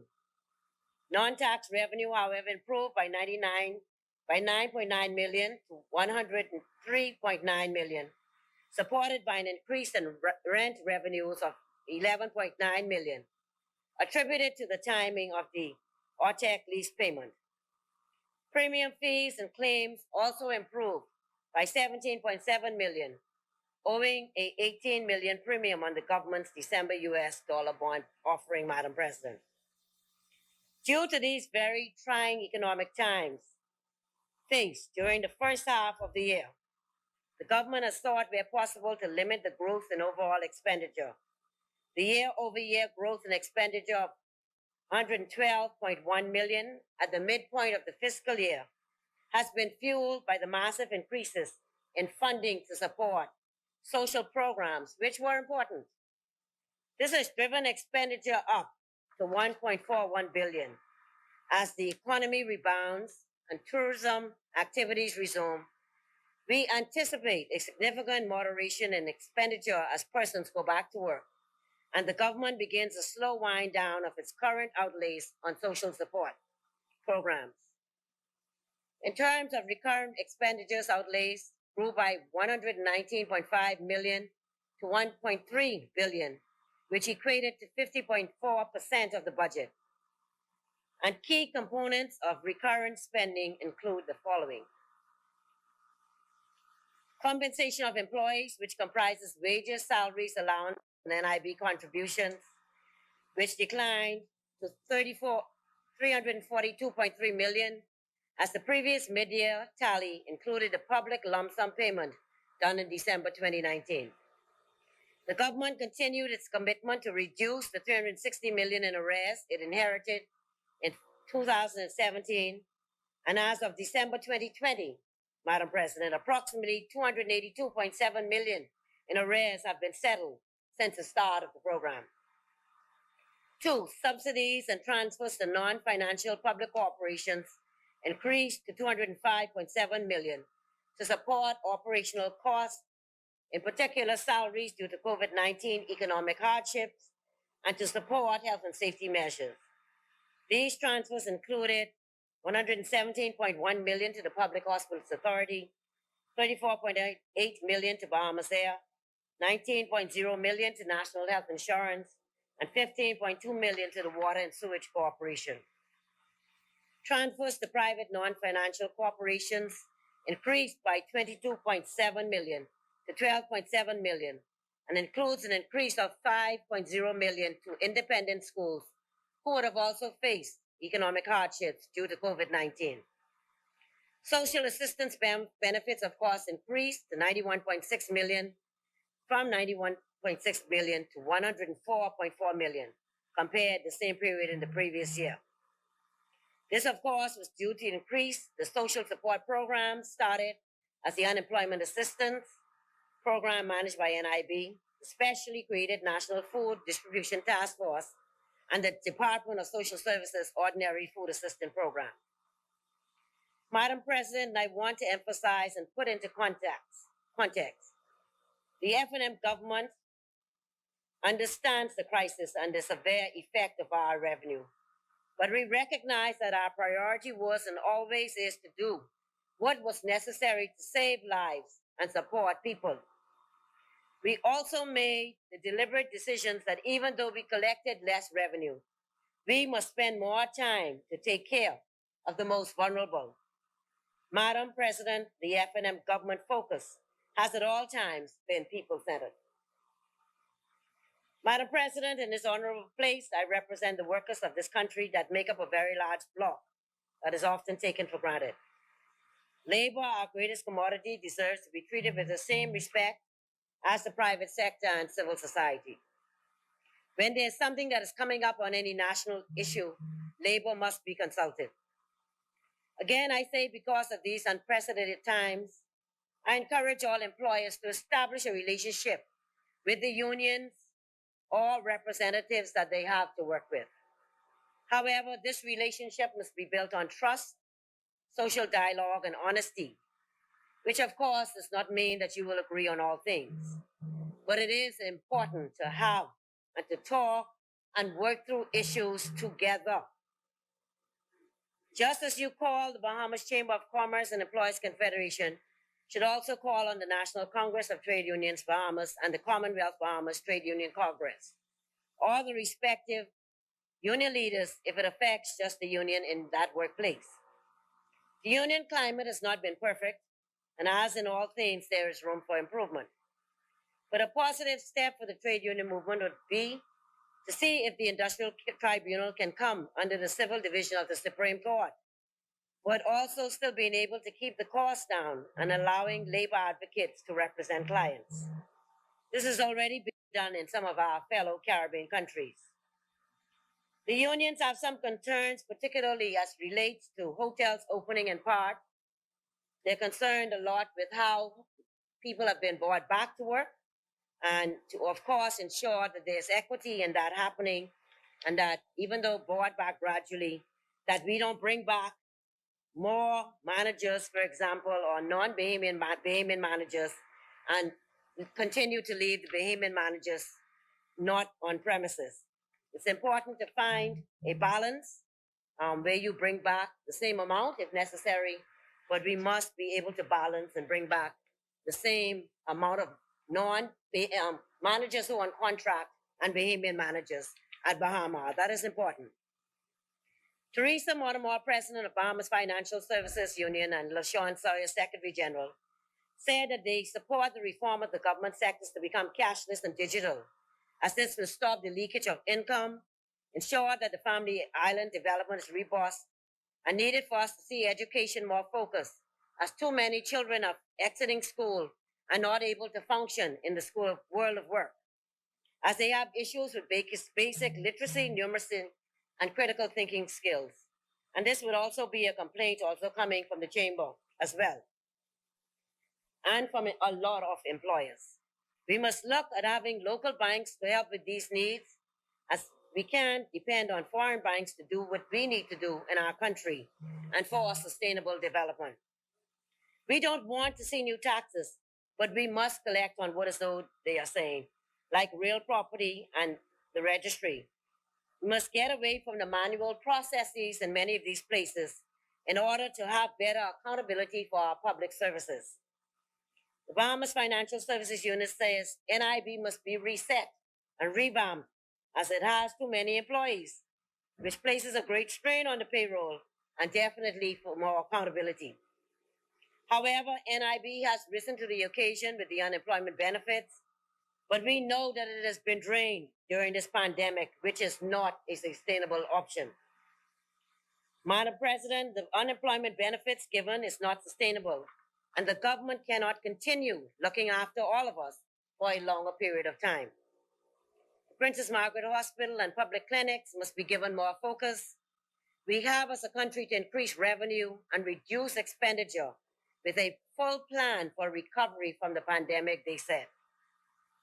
Daniel Thompson, president of UTEP, said the faculty would like to know when they will get their promotions and back pay and increments.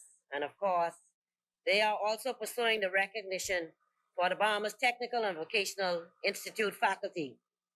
And I just want to remind BTVI and the government that every worker has a fundamental right to join a union of their choice and to form a union and to have a union bargain on their behalf. And we have signed on to a number of conventions and treaties that the International Labor Organization has. And so we must ensure that we do and that we uphold these conventions and standards to ensure that Bahamian workers have decent work. Kyle Wilson, the newly elected president of Bahamas Electrical Workers Union, is of course interested in the reintroduction of the apprenticeship training for BPL. Madam President, we must meet with unions and resolve issues as we are coming up on elections, and they wish to have their voices heard and their concerns addressed. And we see that today with the prison officers being out, ZNS workers being out, and all of the concerns surfacing. They all know that elections are coming up, so they're expecting that their concerns will be addressed prior to election. So I encourage us to be able to meet with them and to be able to try to resolve some of the issues that the unions are having. The bills the PDM bill and the Public Procurement Bill are poised, Madam President, to usher in far-reaching reforms to how we manage our public finances. These, together with Statistics Bill, are necessary, and one could even say long due for overdue reforms that will take us further along the continuum of improving and modernizing our governance regime. By passing these historic pieces of legislation, Madam President, we will once again demonstrate that we are prepared to do the things that are necessary to improve governance and to discourage corruption. That is, the F&M government is prepared to do the things that are necessary to improve governance and to discourage corruption. The passage of these historic pieces of legislation, Madam President, will once again demonstrate that we are prepared to do the things that we have to do. Madam President, in conclusion, I wish to thank our frontline workers who are out there fighting the battle for us and who have been fighting since March 2020. All right? The nurses, the doctors, all allied health professionals, the Royal Bahamas Defense Force, police force, the custom officers, the immigration officers, aviation personnel, the grocery store workers who we take for granted when we go into the stores, the sanitation workers who empty our garbage, the bankers, all essential workers, all right? The labor movement, the private sector, and of course, civil society. Despite the fact that these persons have put their lives on the line for us daily, there are many of us who still will not follow protocols by simply wearing our masks, still washing our hands, and simply social distancing ourselves in public. I stand here today to plead to Bahamians that even though as we begin to open up our economy, that we continue to do the things that we need to do to ensure that our numbers stay low and that we can continue to open up our economy, which is critical for our economic development. It is important that you be cognizant of the fact that you have family at home, your wife, your mother, your children, your grandmother, your grandfather, and we must protect each other. The choice is yours, but we must think of everyone who we love. Just want to say to all Bahamians that none of us are invincible, and we all know better. And despite the fact that we don't like doing new things, there are unfortunately sometimes COVID-19 has come about and we've all been forced to have to adapt to these new standards that we have to now meet. But hopefully with the vaccine, this too shall pass. Psalms 46, verses 1 to 2 assure us, the Bahamas, that God is our refuge and strength, a very present help in trouble. Therefore, Bahamas, we will not fear, though the earth be removed, and though the mountains be carried into the midst of the sea. The Bahamas will continue to rise to the next level.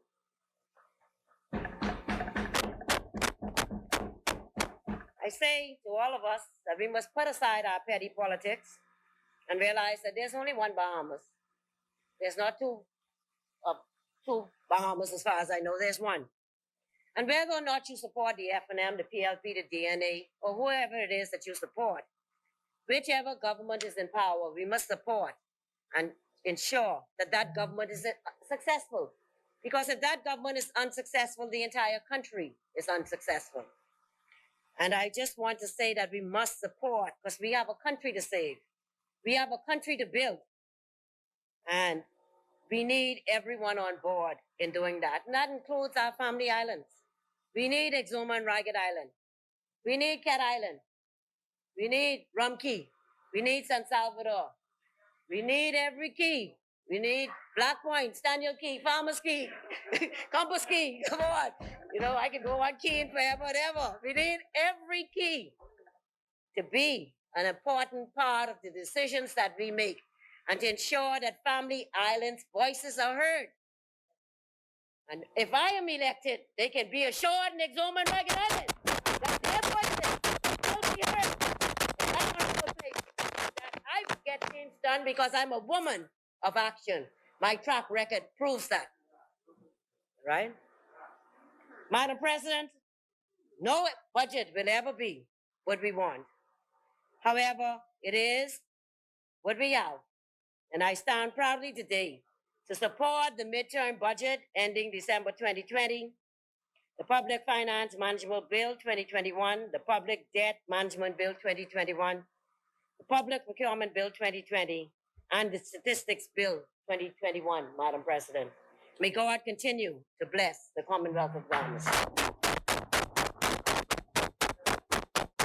As many, the chair recognizes Senator Jasmine Darius.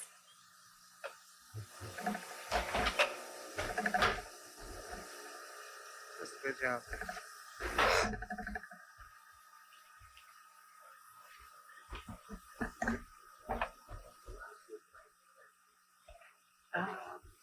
It might be. Good afternoon. Thank you, Madam President. Good afternoon, colleagues, and good afternoon, Bahamas.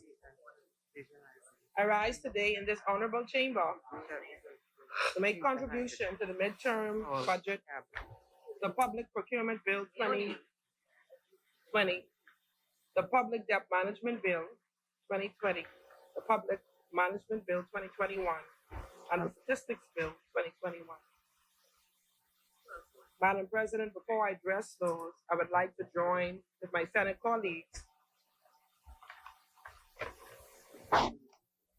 and associate myself with them in wishing a strong, resilient, intelligent, and competent Bahamian women happy International Women's Day. It is said that a woman is the full circle. Within her is the power to nurture, to create, and to transform. I think of the women that raised me, my mother Loretta, my grandmother Mabel in Fresh Creek, Andros, and all of the women that have raised us all in this place. Ordinary Bahamian women that have all done and continue to do extraordinary things. Bahamian women are not just the backbone of our society. Bahamian women are a distinctive force to reckon with. Our women are extraordinary, and we have seen this demonstrated in government, in education, economics, research, technology, the military, the judiciary, and in national development. Madam President, this year's theme is Choose to Challenge, and it is a call to action, a charge for women here and everywhere to continue breaking barriers, challenging the status quo, and raising awareness of the areas of gender inequality, protection from discrimination, feminized poverty, and violence against women and girls. Madam President, the COVID-19 global pandemic is harming health, social and economic well-being worldwide, and women are at the center. First and foremost, women are leading the health response. Women make up almost 70% of the healthcare workforce, exposing women to a greater risk of infection. Globally, women make up 85% of nurses and midwives in over 104 countries where data is available, according to the OECD report. So today, I honor all of our ordinary women that are accomplishing extraordinary things and that are challenging the status quo. On that same note, I would also like to congratulate the newly appointed and only female in cabinet, the Honorable Keisha Parker Edgecombe, who was sworn in on International Women's Day as the Minister of Disaster Preparedness, Management, and Reconstruction. I, along with the women on this side, believe Minister Keisha Parker Edgecombe will do well, and she has our full support. Madam President, please allow me to acknowledge on September 1st, 2019, the Bahamas experienced the historic, the catastrophic, and apocalyptic Hurricane Dorian that swept through the islands of Abaco and Grand Bahama, tearing, dismantling, and destroying everything in its path, leaving over $3 billion of damage and years of rebuilding to be done. Follow me now. And just 6 months later, in March of 2020, COVID-19 hit our shores and disrupted our lives as we once knew medically, financially, educationally, and in every area possible.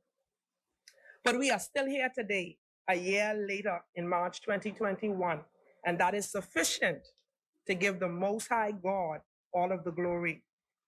And yes, as Senator Isaac Dotton has said, the Lord has been our refuge and our shelter in the time of this global storm.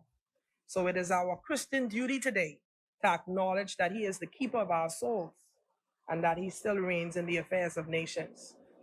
Madam President, the Bahamian people have entrusted the Minister administration with managing the affairs of this nation and safeguarding our future. It is a responsibility that we are honored to have, and our commitment to see it through is unwavering. One must admit the strict financial measures, fiscal measures undertaken by the former Minister of Finance and former Deputy Prime Minister K.P. Turnquest at the beginning of our term was a tough call, but a carefully weighed destiny, and I dare say, a prophetic decision. The purpose was and still is to lift this nation out of the financial pit and junk-bond status that the PLP administration had left us in.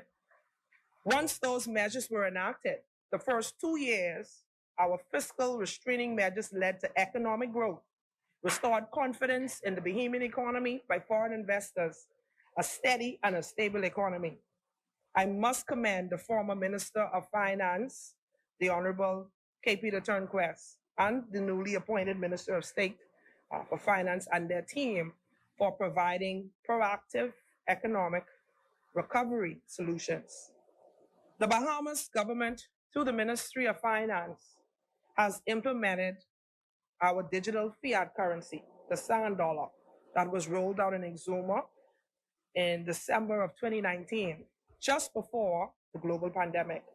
And this digital sand dollar can be used at locals, restaurants, supermarkets, street vendors, and stores, especially on islands that do not have access to physical banks. This was a bold and a progressive move in the Minister administration and very timely for the shutdown that we experienced only 3 months later.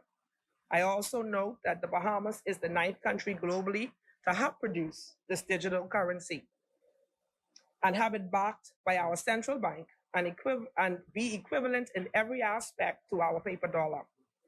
England is following us to implement their own as well. So it shows that we are a government with visionary stance by our leadership. The Most Honorable Prime Minister and the newly appointed Minister of State for Finance should be commended for the economic foresight and financial vigilance to recognize the importance of providing Bahamians with an alternative to faster, more effective online transactions and ways of doing business. We have just seen how important this strategic move was in the global pandemic, where businesses were shut down and the only transactions that could be made had to have been technologically and online. President Franklin Delano Roosevelt said, and I quote, "A smooth sea never made a skilled sailor." Madam President, the rough hurricane waters and difficult crisis times have strengthened our resolve and deepened our commitment to serve the Bahamian people. This Minister administration has demonstrated what a commitment to financial excellence looks like, what economic advancement amidst adversity looks like, and how to maintain good governance in the face of crisis. Madam President, as a concerned and caring government, this midterm budget seeks to support our citizens, commit to additional expenses to strengthen and support the social safety net for the most vulnerable individuals and families affected during this most challenging time. This Minister administration is investing in our people's safety, security, education, health options, and unemployment support. Madam President, this government takes its responsibility seriously in putting Bahamians first. Bahamians first is not a catchphrase or political promise, but we have proven by the policies put forth, measures taken, and good governance that we are truly committed to putting the needs of Bahamians first. We see it in how the administration has ended the fires on the city dump in Nassau, distributed over $15 million in loans and grants, creating over 1,000 new businesses and over 4,000 jobs. Free tuition at the University of the Bahamas for those qualified. The online learning platform established during the global pandemic. Over $250 million spent in unemployment assistance. Over $33 million spent on food support program, providing potable water to family islands like Cat Island, building docks, and of course, roads. And of course, Madam President, not a single civil servant was dismissed during the COVID-19 shutdown. Successful in flattening the COVID curve and opening up the economy. The Menace administration has been a government that has focused on providing solutions to our age-old problems in the Bahamas. And it will take more than 5 years, Bahamas, to get it done. Yes, we would have made some mistakes and some missteps, but we have gotten some measures and some policies, some steps right. Madam President, the Menace administration has improved transparency, accountability, and efficiency of the public's resources. Madam President, the Free National Movement government has a proven track record of being fiscally responsible and having a well thought out financial strategy. You see it in how we are digitizing the government to make our services more efficient. We are introducing, of course, the procurement legislation to optimize the pricing on goods and services, investing heavily in small businesses development to drive job creation and our domestic economy. Madam President, before I take my seat, I would like to also commend the Member of Parliament for South Andros, Central Andros, and Mangrove Key. I must tell a story. And every time Mr. Picewell Forbes and I would meet, we would have a conversation. And one time he said to me, he said, I knew what your intention was, and I know who your family is in Andros, and your mother had a bus contract. And he said to me, knowing that she had the bus contract and that you were an F&M, he said, she never lost her contract because I know that the family has a child that's incapacitated, a home of 7, and only one person working. And so as I stand here today, he didn't ask for my respect. He has earned my respect. And he has never played political games. I never saw him to be that kind of a person. And so, Mr. Picewell Forbes, on behalf of South Andros, Central Andros, and Mangrove Key, I salute you, my hometown boy, and you have sacrificed and served. You have sacrificed and served your island to the best of your ability. You may not run again in 2022, but your name will run on in our history. May the Lord continue to guide you and bless you as you go on to greener pastures. Madam President, the reality is there has been no playbook or reference to follow during these difficult years that this administration has faced. And the PLP, in their last administration and term, when the economy was flourishing and blossoming, led us to 4 consecutive downgrades, while this nation was faring well. However, by the grace of God, good governance, good stewardship and leadership, the F&M has been able to stabilize our economy and keep us from financial downgrading.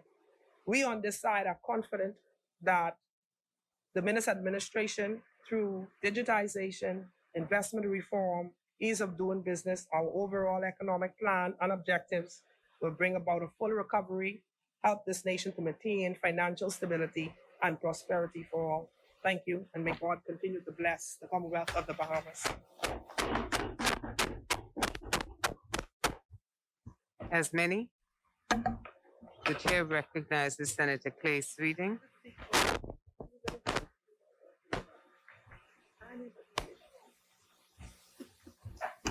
Thank you, Madam President.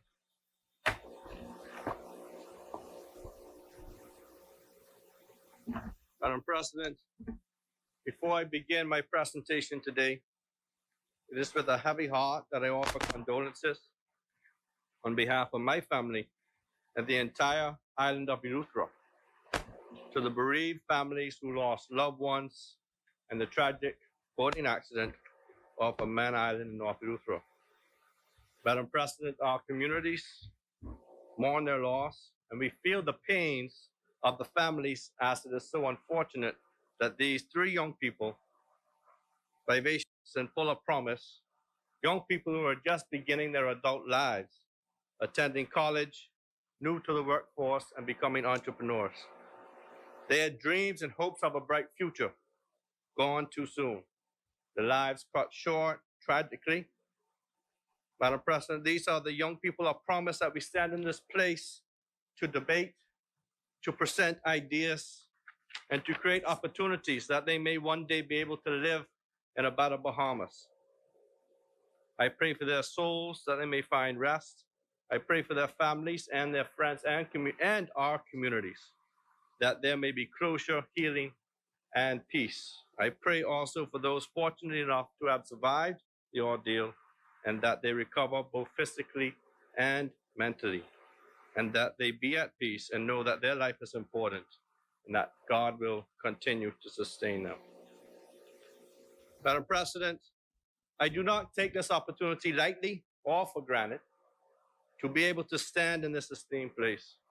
I do so with humility, with the earnest desire to ensure that the needs of the people in this country, and especially those of us in the Family Islands, are served, and that policies debated are not just to the benefit of those in the capital, but that Family Islanders are able to enjoy the same benefits. I take note of the submissions to this mid-year budget debate, and I would like to begin where some has ended, the fight for your future. The governing party has said much ado about nothing. The empty rhetoric and pretty speeches, and they continue to blame the PLP for the last 4 years of abysmal failure. This is a government that is fighting for you. Winston Churchill said, and I quote, "I no longer listen to what people say. I watch what they do, because behavior never lies." Behavior never lies. So let's look at the behavioral patterns. The government claims to be fighting for you in the area of tourism. But I beg to ask if the you being referred to is the people of the Bahamas or the foreign visitors who are seeking to enjoy our tourism product. This is the same government that placed erroneous restrictions on your travel within the Bahamas and outside the country, and restrictions on you to return home, while the same government supposedly fighting for you told the visitors that we will offer you travel insurance. This is the same government that is fighting for you in tourism when the airports on Family Islands are neglected.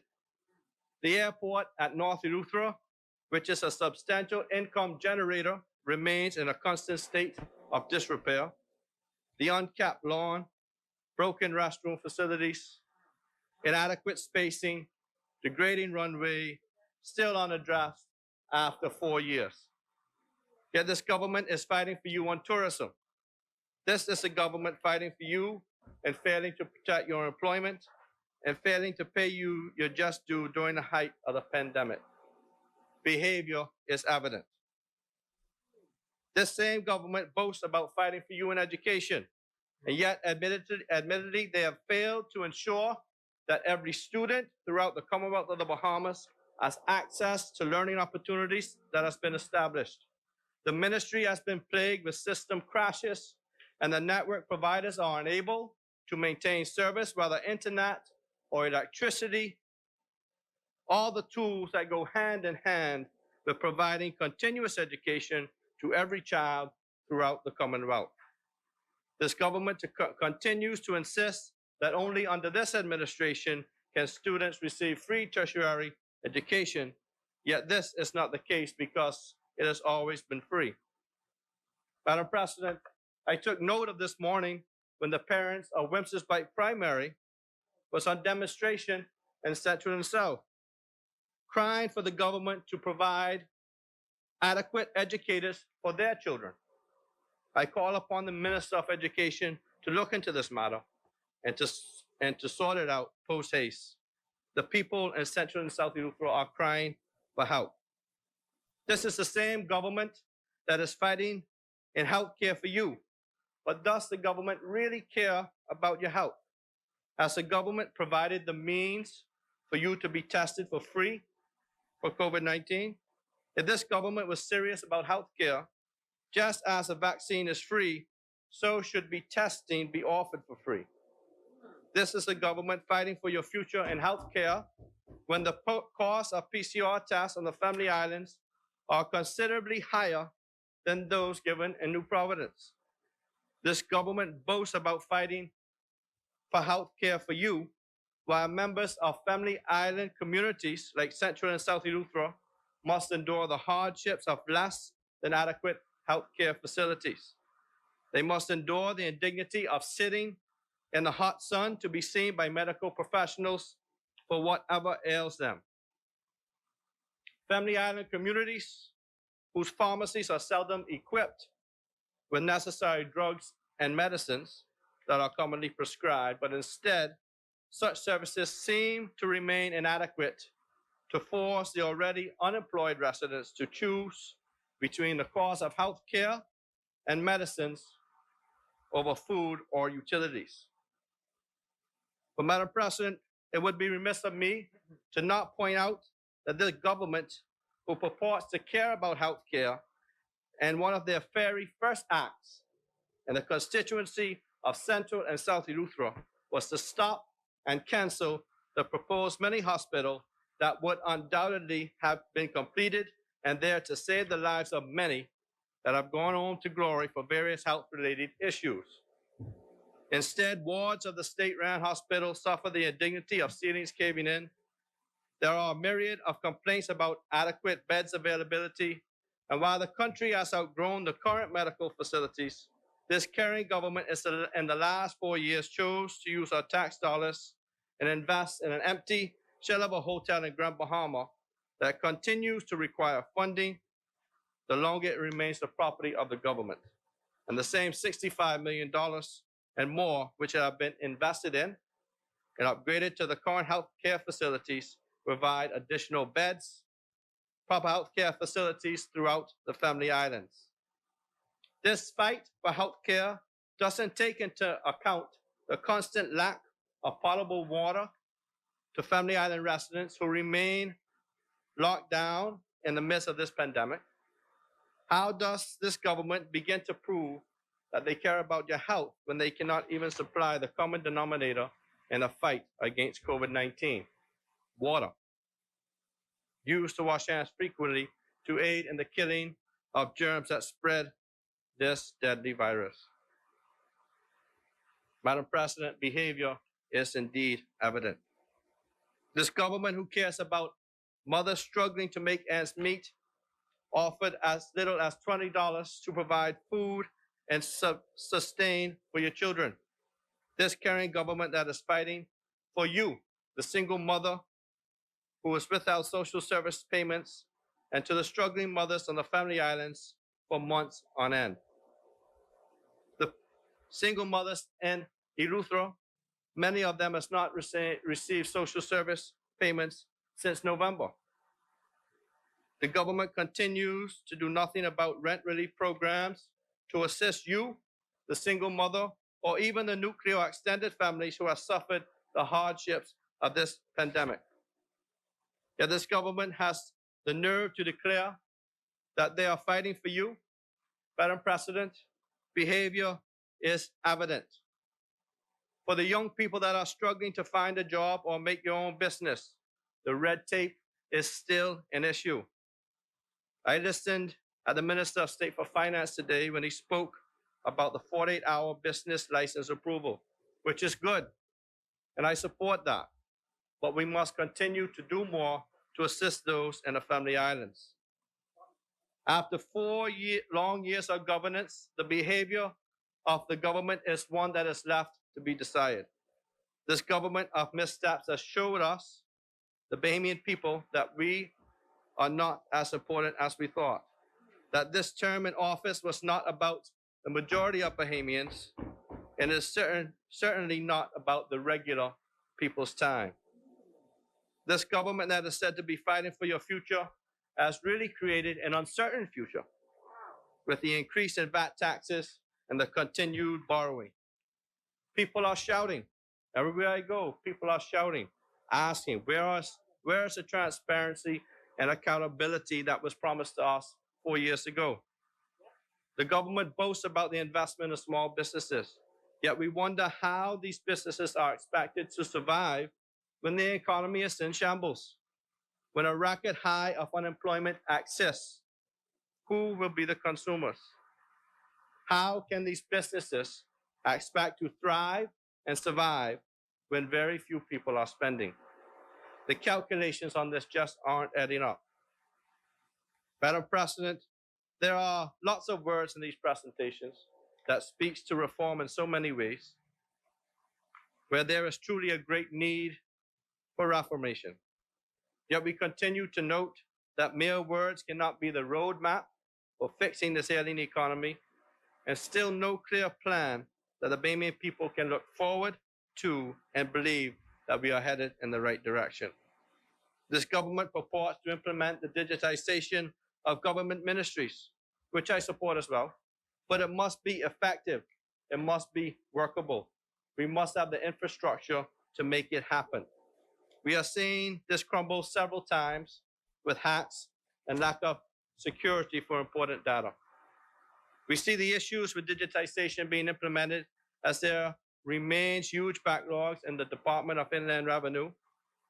And in this very same place almost 1 year ago, we discussed these same improvements. Yet here we are still talking about the same. Digitization seems to be a fluff word used to draw the masses in, to make it sound plausible that the government is indeed working. But 1 year later, we are still here talking. Behavior is evident. We can boast about what we want to get done, but again, there is no plan on how these measures will be rolled out. Eleuthera, an island of 10,000 residents, thus. Thank you. The distinguished senator spoke about hacks in the digital system. The hack he speaks about is of the registrar system. I've had a reason in this place before to produce the facts. The analysis is that the hack of the Registrar General system, which occurred last year, was a continuation of the same hack that occurred under the PLP in 2016. And you had never fixed the problem, although the PLP was advised on what to do. I produced in this place the IBM report that confirms that. So now when we want to talk about digitization and who is responsibly dealing with it, I can tell you now that we have now, this government has now implemented more than 90% of the recommendations that were made both in 2016 and as a result of your failure, the PLP's failure to address the hack in 2016. Thank you for your speech. But moving right along. But the point is, when you implement implementation, digitization within the government, it must be protective. You must do it right. It was hacked under your government. So here we go again, still blaming the PLP. Once again, Madam President. Moving on, Madam President. Floor, it has been on a point of order. This matter has been conclusively determined by independent assessment to have been a continuation of the hack that the PLP did not fix. We have now fixed it. Thank you. We don't believe you. Moving on.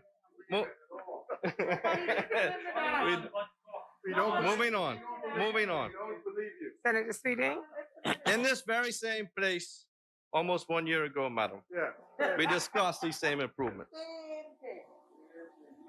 We can boast about what we want to get done, but again, there is no plan on how these measures are rolled out. Digitization means hiring capable and competent personnel that can maintain such systems.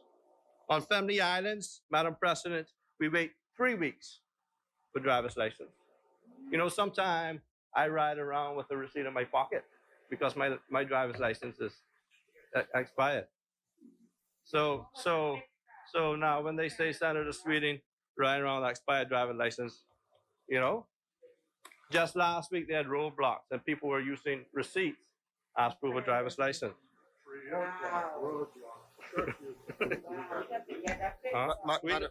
Madam President, if you live, Madam President, again, I just want to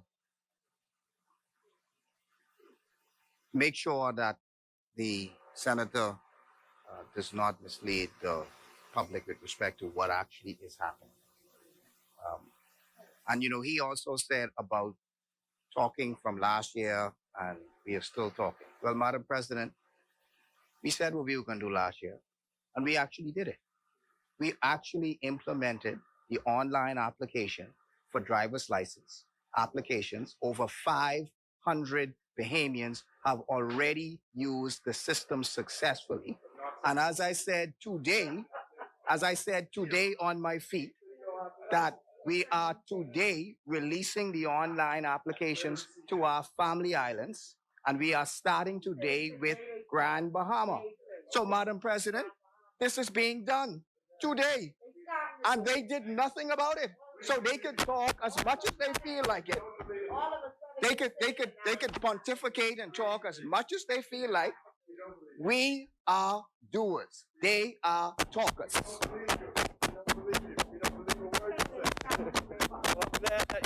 You see, that's what's important about these debates, you know. You raise these issues, and then we know what's happening. And I could go back home and I could say, look, you don't have to you don't have to ride your receipt anymore. Through my fault, through my own mistakes. Yeah, I'll stop. I'll tell when I go back. Mayor Cooper, Mayor Maxima Cooper. But the lack, Madam President, you know, it also takes months to obtain a renewed NIB card. This is another issue that in Central and South Eleuthera and North Eleuthera, in these family island communities. So the lack of a central database means that persons trying to obtain hospital records from the family island in order to verify birth and deaths and such are stuck and have to travel back and forth to get these things accomplished. So these two, Minister, we would like to see digitized. Let's get a point. Madam President, again, I'd just like to again educate my senator, my senator colleague. Okay. Last month, we launched to the public an online application which now can be used by family islander persons, that they can apply for birth certificates, death certificates, and marriage license certificates, copy online, Madam President. We talked about it, but we didn't just talk about it.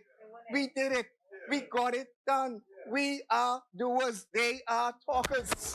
But Madam President, that's not what I'm talking about. And the issue, and what the minister's talking about with birth certificate and death certificate, that actually was implemented under our administration. Yes, sir. No. I was there. Absolutely General not. Allison Maynard Gibson. Absolutely and I could go into, not. I could go into. Absolutely not. Yes, sir. I can go into from. Let's have a Not point. online. Not online. You could never go online. No. But what I'm saying is access to family islands I'm talking about. Not just online, but being able to walk into the administrator's office. Yeah, but but what I'm saying, for health records, you have to travel to Nassau to get them. That's what I'm saying. Health records. But for sake of birth certificate, death certificate, I could walk into the local council or the local administrative office and get those documents. No, but you could actually sit home and do it. yeah, but I wasn't talking about birth certificate and death certificate. I wasn't even talking about that. Madam President. Point of order. No. Madam President, why are we on the subject of digitizing government ministries? Yeah, go ahead. It would be remiss of me not to mention that instead of making processes easier, especially for the residents and the family islands, this government has made life a bit more cumbersome for contractors and wannabe homeowners by implementing the Certificate of Environmental Clearance, SEC, from the Department of Environmental Planning and Protection. Instead of digitizing and making processes easier, this newly implemented process consists of a 10-page application, which must be submitted to a committee board in New Providence, who will undoubtedly possess little to no knowledge of the geography, the topography, traditional building methods in these relevant family islands. Yet these people have the authority to grant the approval or denial to build on your own land, usurping the role of local government personnel and the boards established under this act. Furthermore, Madam President, the building setbacks on this property is not one, in my opinion, that should be enacted on family islands where the lots are so small in many instances and persons don't have the property in order to build their homes. The setback now for the front of a home or the back of a home is 25 feet from each property. A lot of times the lots are too small and now they're not able to build houses on these lots, so they got to buy additional lots. Madam President, the people of the Bahamas are tired of empty promises. The people have listened over and over to budget debates and are still waiting for real action. The people of the Bahamas want to know what has become of all the money that has been pledged to donate it to rebuilding Abaco and Grand Bahama.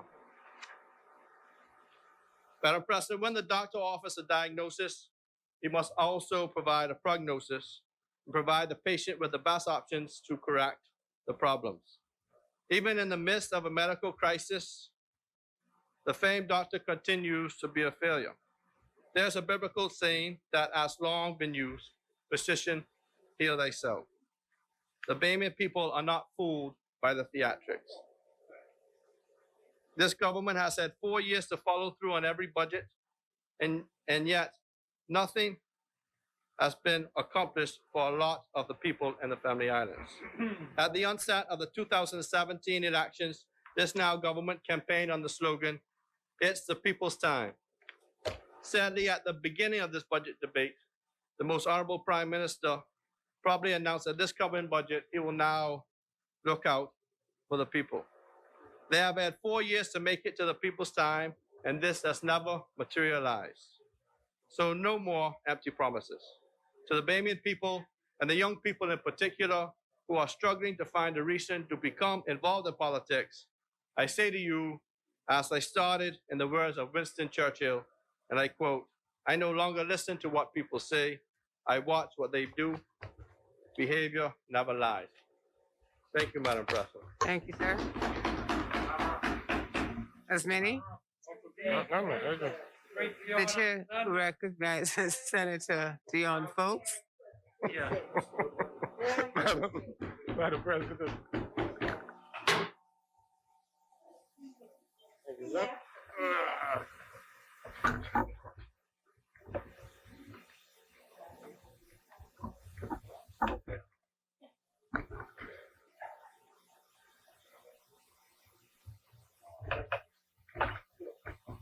Right now.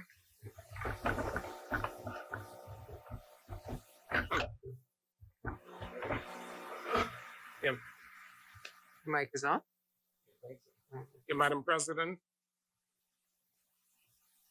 Senate colleagues, I know that in time, we will emerge victorious from this global coronavirus pandemic, which has wreaked havoc on our social, health, and economic systems.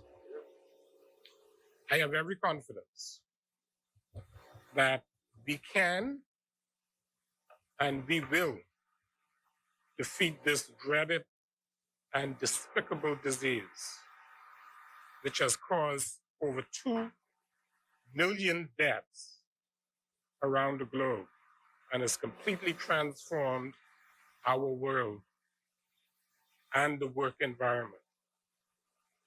Madam President, I support the views of the ILO Director General, Mr. Guy Ryder, who in a recent address called on the world to unite globally to combat this pandemic. I firmly believe that it is only through one global united front that we can and will defeat this disease. In this vein, I believe that all Bahamians must also continue to unite to fight COVID-19. We must continue to adhere to the health protocols of the Ministry of Health, including wearing masks, social distancing, and sanitizing our hands. At the same time, we must not grow weary in well-doing, including being our brother's keeper during this most trying and difficult time. I am in awe and complete admiration of the great acts of kindness that I see daily in which Bahamians and residents alike continue to render assistance to their fellow brothers and sisters that are less fortunate than them. Madam President, as I said earlier, we can and we will defeat this disease.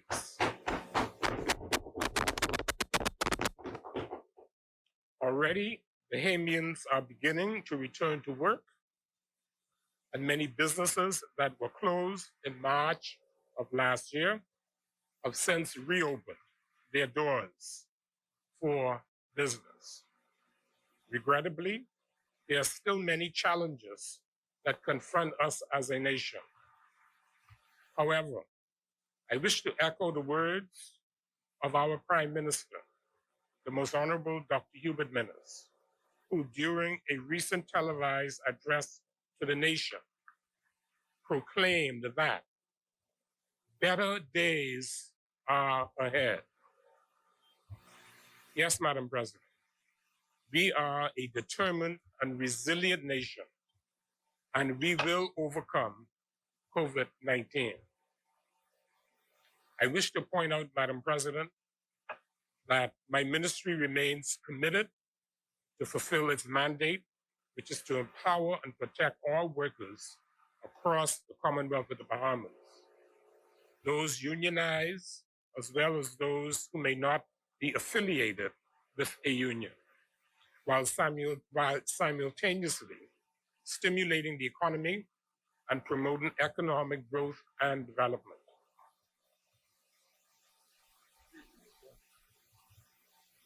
To achieve this, we will continue to enhance efficiency across our various agencies and departments by making the best use of our resources and providing effective, efficient, and sustainable services to our customers, the Bahamian people. Madam President, I wish to take this opportunity to update you on the progress of my ministry, which is headed by our acting permanent secretary, Ms. Gina Thompson, who leads a dedicated and professional team of public service managers and officers.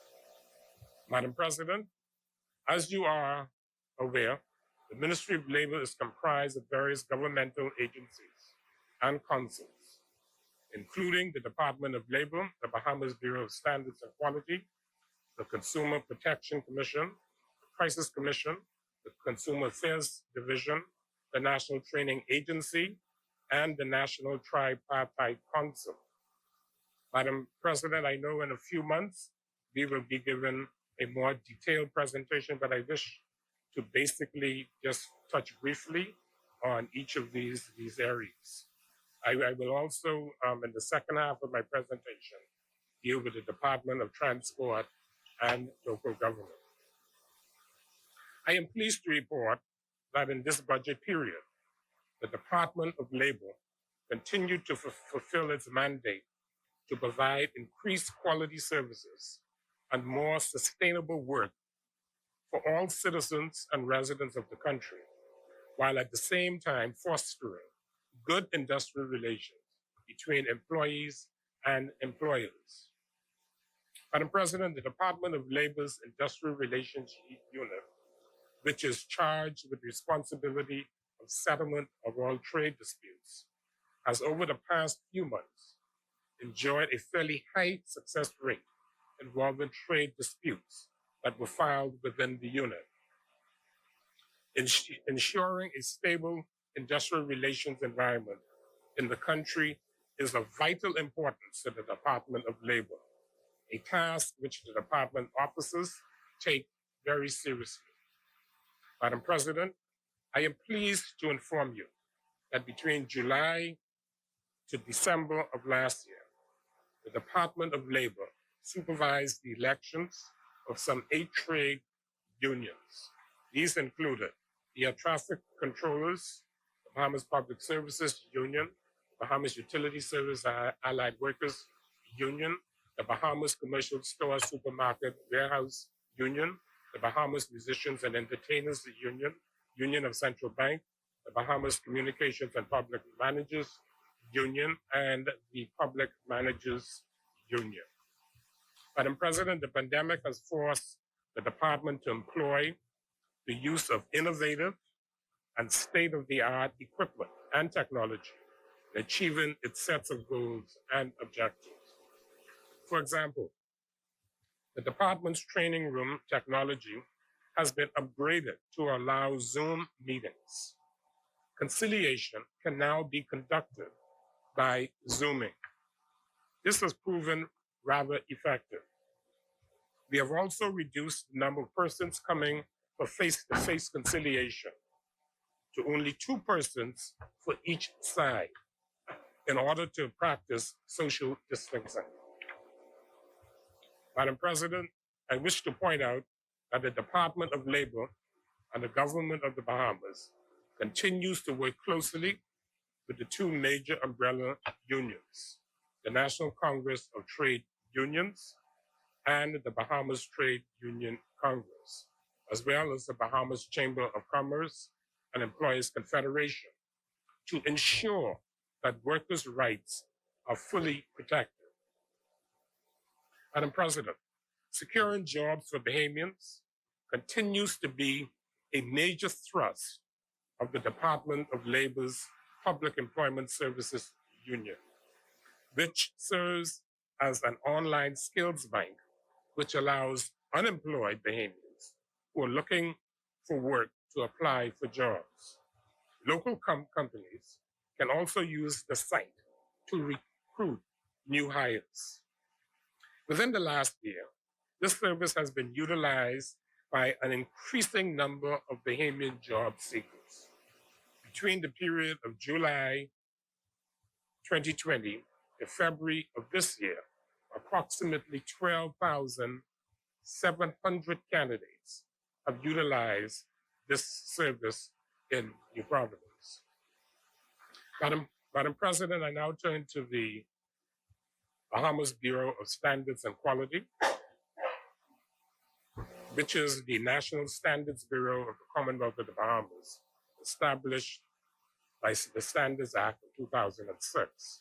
The Bahamas Bureau of Standards and Quality, BBSQ, is mandated to promote and encourage effective and efficient standardization and highest quality of all goods manufactured in the Bahamas or imported, processes, practices, and services across the economic spectrum.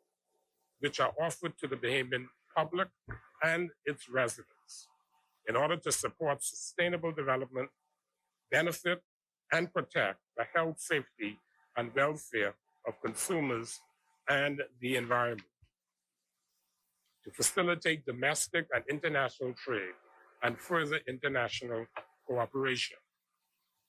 PBSQ is also mandated by its Weights and Measures Act to regulate all measurement activities that have a bearing on trade within the Commonwealth of the Bahamas. As part of its mandate, PBSQ has been developing capacities in metrology to ensure the accuracy and traceability of measurements used within the Bahamas. This is vital for trade development, quality control, consumer protection, and health and safety for our citizens. As a critical first step in advancing our quality services in metrology, PBSQ began its operations focusing on legal metrology in two crucial areas. Number one, verification of commercial non-automatic weighing scales. And two, fuel dispensers, following comprehensive consultation from our regional partners, the CARICOM Regional Organization for Standards and Quality.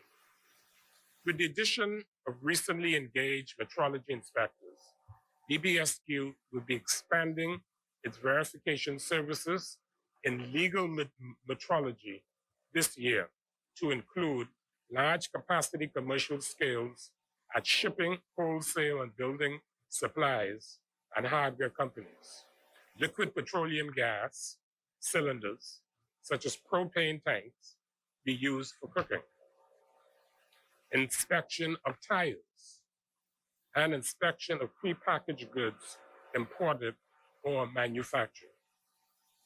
Our long-term goal includes verification of electrical meters and metrology as it relates to health, commencing with medical devices like blood pressure machines to ensure accuracy in their measurements, keeping in line with the government's commitment to enhance the quality of public health care services, particularly in this global pandemic world of COVID-19. Madam President, you may have observed in the news recently that the Bahamas Bureau of Standards, BBSQ, and Underwriters Laboratories recently signed a collaboration and license agreement. This agreement is intended to provide a framework to develop technical standards to improve the quality of life, well-being, and public safety, the rational use of resources, innovation, productivity, and trade for collaboration for all national stakeholders. This agreement also enables BBSQ to leverage the reference UL standards within the Bahamas and permits both organizations to collaborate further using best practices in national standards development. UL is a well-established standards development company that has been in existence for over 127 years. Its mission is to make the world a safer place by leading the way through research and science needed to understand complex safety issues and development standards. Madam President, we believe that our partnership with UL will give us access to best practices in standards development, enabling us to be even more focused on innovation, scientific knowledge, safety, security, and sustainability. Undoubtedly, contributing much to the quality development of the Bureau and the work we do in promoting and advancing the protection and safety of our people and country. Madam President, I now turn to the Consumer Protection Commission, which continues to play an integral role and service in the lives of the Bahamian consumer. During the last year, the CPC experienced challenges along with the rest of the country during this COVID-19 pandemic through reduced work hours and workforce. Nevertheless, the organization remained committed to its core goals and objectives, which are to promote the consumer and effectively educate and inform them about their fundamental rights as consumers. Some accomplishments and successes so far this year. Madam President, some of the many accomplishments of the CPC over the past year included the successful relocation of its office from the Teachers Credit Union Complex on East Street South to the first floor of the Charlotte House, which is located on Charlotte and Shirley Streets. The CPC also relaunched its website. Consumers wishing to receive information about the Consumer Protection Commission can do so at cpcbahamas.gov.bs. Madam President, the CPC has also established a consumer hotline to facilitate complaints and inquiries 24/7. The CPC's hotline number is 357-7898. And I will repeat that, Madam President. 357-7898. But, Madam President, some of the new developments taking place at the CPC includes the development of consumer outreach and educational programs and related initiatives, expansion of the CPC's social media presence to improve consumer education and awareness of information, organization restructured to align with new strategic objectives in the promotion of the core basic rights of consumers, development of standard operating procedures, and implementation of quality management systems, and the development of safety regulations. Madam President, I now turn to the Prices Commission and the Consumer Affairs Unit. Madam President, as you are aware, the year 2020 was also a challenging year for the Price Control Commission. The COVID-19 pandemic created a number of challenges for consumers worldwide, including those in the Bahamas. The first problem worldwide was a lack of sufficiency of goods and services essential to the well-being of the community, their equitable distribution, and the availability of goods at fair prices. There was a worldwide shortage of the foreign items in stores: tissue, hand sanitizers, alcohol, vitamin C, D, and zinc. Rubbing alcohol, right? Rubbing, the Attorney General has reminded me that I was rubbing alcohol. The eggs and meats, mainly chicken. The foregoing situation impacted the Bahamas greatly because of the decrease in the availability of these items. We in the Bahamas saw markup prices on those aforementioned items. However, the Commission and Price Inspectors Unit continued to inspect the stores for price violations and price gouging. The Commission and the price inspectors received many complaints regarding high prices in stores. For the record, during the period from March to December of last year, the inspection unit visited over 8,000 stores throughout the Bahamas. After complete and thorough investigations, the Price Commission did not find any evidence of price gouging. However, what they did discover was that the U.S. suppliers had in fact increased their prices, with markup prices forwarded to the Bahamas wholesale.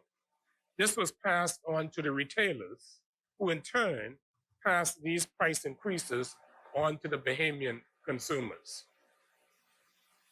Moving forward, the Price Commission and price inspectors will continue to remain vigilant in their efforts to properly police the food markets to ensure that full protection of consumers in the Bahamas. I wish to use this opportunity to salute the hardworking men and women that comprise our team at the as price inspectors, who are doing an excellent job.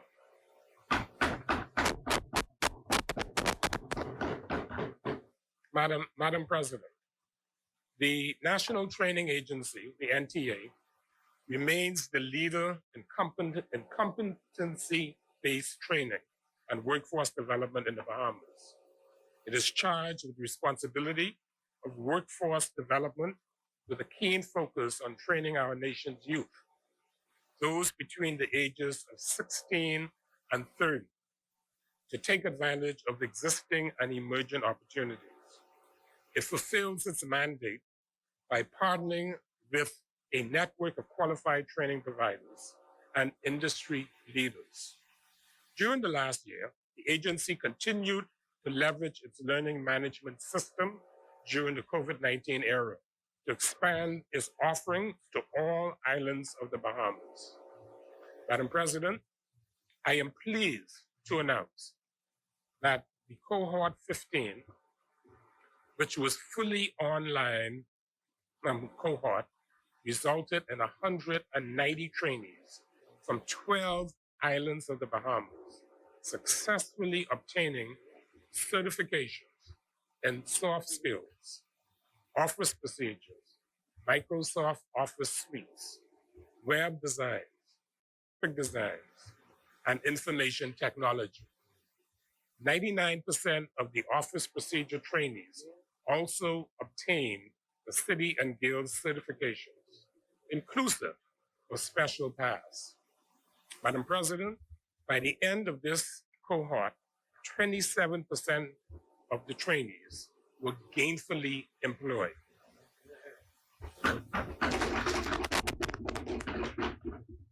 The selection of qualifications offered in cohort 15 were intended to provide trainees with skills that can be utilized for employment and entrepreneurial opportunities from the various islands of the Bahamas.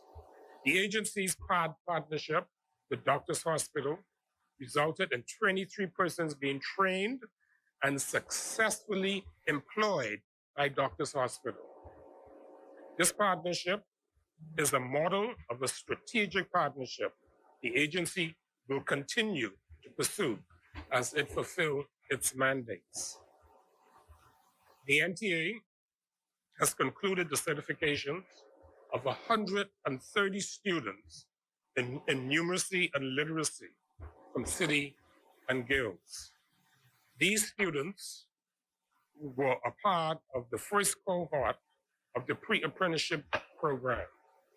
Students were selected from 5 high schools in New Providence among students who were unable to obtain their DGCSEs. The agency is convinced that this approach of engaging students early will provide for greater assimilation into technical vocation and will ensure greater success. The Institute of Leadership and Management at the NTA has certified an additional 4 candidates in leadership and team skills level 2, and currently has an existing cohort of 12 trainees. This current cohort is made up of supervisors and persons identified as having leadership potential within the private sector and government organizations. The agency has concluded its registration for its second cohort of trainees for the National Dive and Fishing certifications in collaboration with the Ministry of Agriculture and Marine Resources. 98 persons have registered for this cohort, that will be offered in 4 islands of the Bahamas: Grand Bahama, Exuma, Cat Island, and San Salvador, beginning in March of this year. Another cohort is scheduled later in the year for other family islands. Madam President, the NTA Grand Bahama has concluded its ninth cohort with 16 graduates, and Exuma has concluded its 4th cohort with 7 graduates. Improving the workforce in every island of the Bahamas remains a priority of the NTA. To this end, the agency has been granted access to a school facility in Cat Island, no longer being occupied by the Ministry of Education, for the purpose of advancing its training mandates. The agency sees itself as a strategic partner in national development. Therefore, it prioritizes the need to identify skills gaps and provide the necessary training to bridge these gaps and aid in development of a globally competitive and productive workforce. Madam President, the NTA continues to engage and collaborate with various government departments and agencies in an effort to fulfill its mandate and provide support. Despite the current pandemic, the agency remains focused on cost reduction measures, improving efficiency, building capacity, and maintaining its focus on reducing its dependency on government subvention. Madam President, as you are aware, the National Tripartite Council has, over the past 12 months, been extremely active in carrying out its statutory mandate, which is to serve as a forum for labor and industrial relations in the Bahamas. Madam President, I am pleased to inform you that during the last year, the NTC, in conjunction with the Caribbean Office of the International Labour Organization and UK consultants, completed phase 1 of the 2nd generation Bahamas Decent Work Country program, which was the country's diagnostic for the Bahamas. The country diagnostic was designed to provide an objective assessment and analysis of the country's situation, specifically on identifying key decent work deficits and scope for ILO interventions. It was guided by the overreaching objective of promoting decent work, and specifically by the achievement of sustainable development goals, most relevant to the decent work agenda and to inform the decent work dimensions of the common country assessment. Following the assessment of the country diagnostic, the NTC obtained approval and took steps to plan phase 2 of the roadmap, which was the national consultation process beginning in January of 2021 of this year.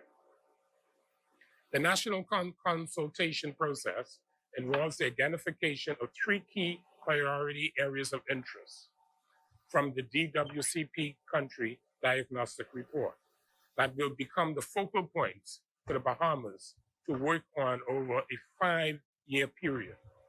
It is anticipated that the national consultation process will take place over the next 10 to 12 weeks, which already started in February of this year. Utilizing virtual meetings and other methods of communication with a number of organizations and institutions, and include the social partners and other stakeholders. Members of the NTC, representatives of the Caribbean Office of the ILO, and the UK-based consultants are expected to receive feedback and comments from stakeholders before the second generation Decent Work Country program is prepared and submitted to the government for review and approval.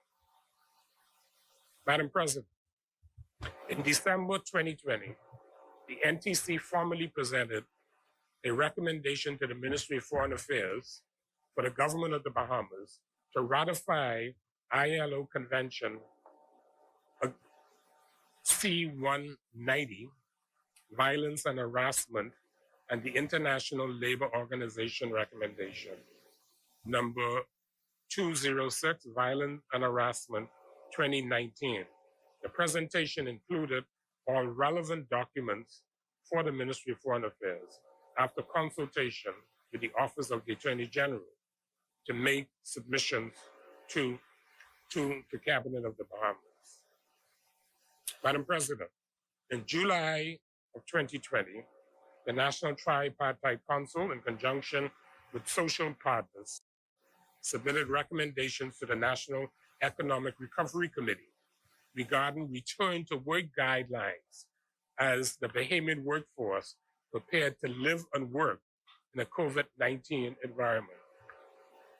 The recommendations came after the NTC consulted with 14 Caribbean states and a number of countries in South America, and having reviewed the ILO's publication dubbed Safe Return to Work, Guide for Employers and COVID-19 Prevention, as well as the Regional Supplementary Return to Work Guidelines, which was based on the highest international standards. The guideline included 13 recommendations ranging from 1, and employers having a statutory responsibility to provide the required personal protective equipment.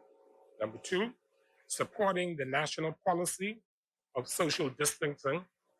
Employers are strongly encouraged to implement a shift system in workplaces where staff members operate in small spaces while ensuring that company businesses are able to provide services to members of the general public. Number 3, giving consideration to the high-risk employees are to be treated as it relates to the work environment, developing a work from home policy. Madam President, I wish to commend the dedicated and hard-working team of the Ministry of Labor, headed by Ms. Gina Thompson, our acting permanent secretary. I also wish to thank our senior undersecretary, Mr. William Pratt, and I would like to publicly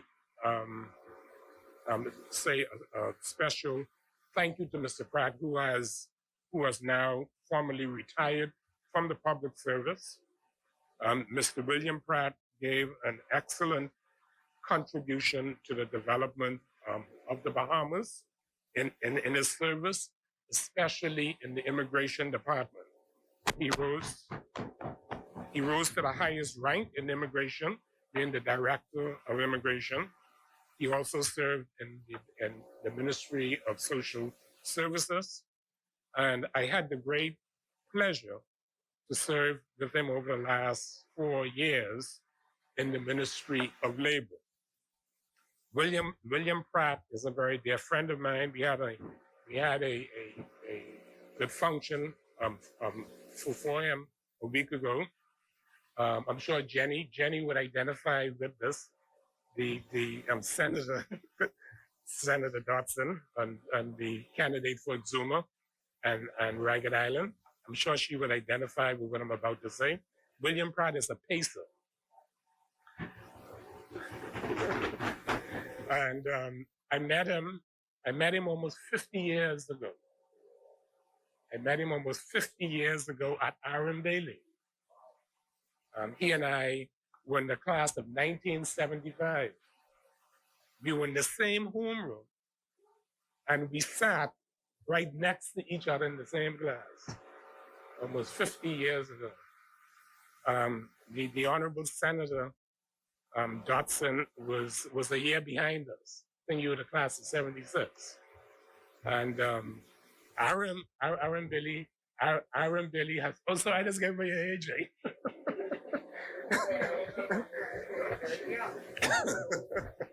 I am proud to say that Aaron Bailey now, as a school has the highest representation of parliamentarians in both houses.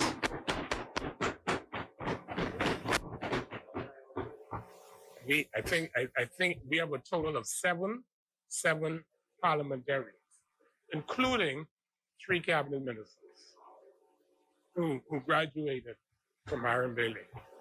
So this is a special.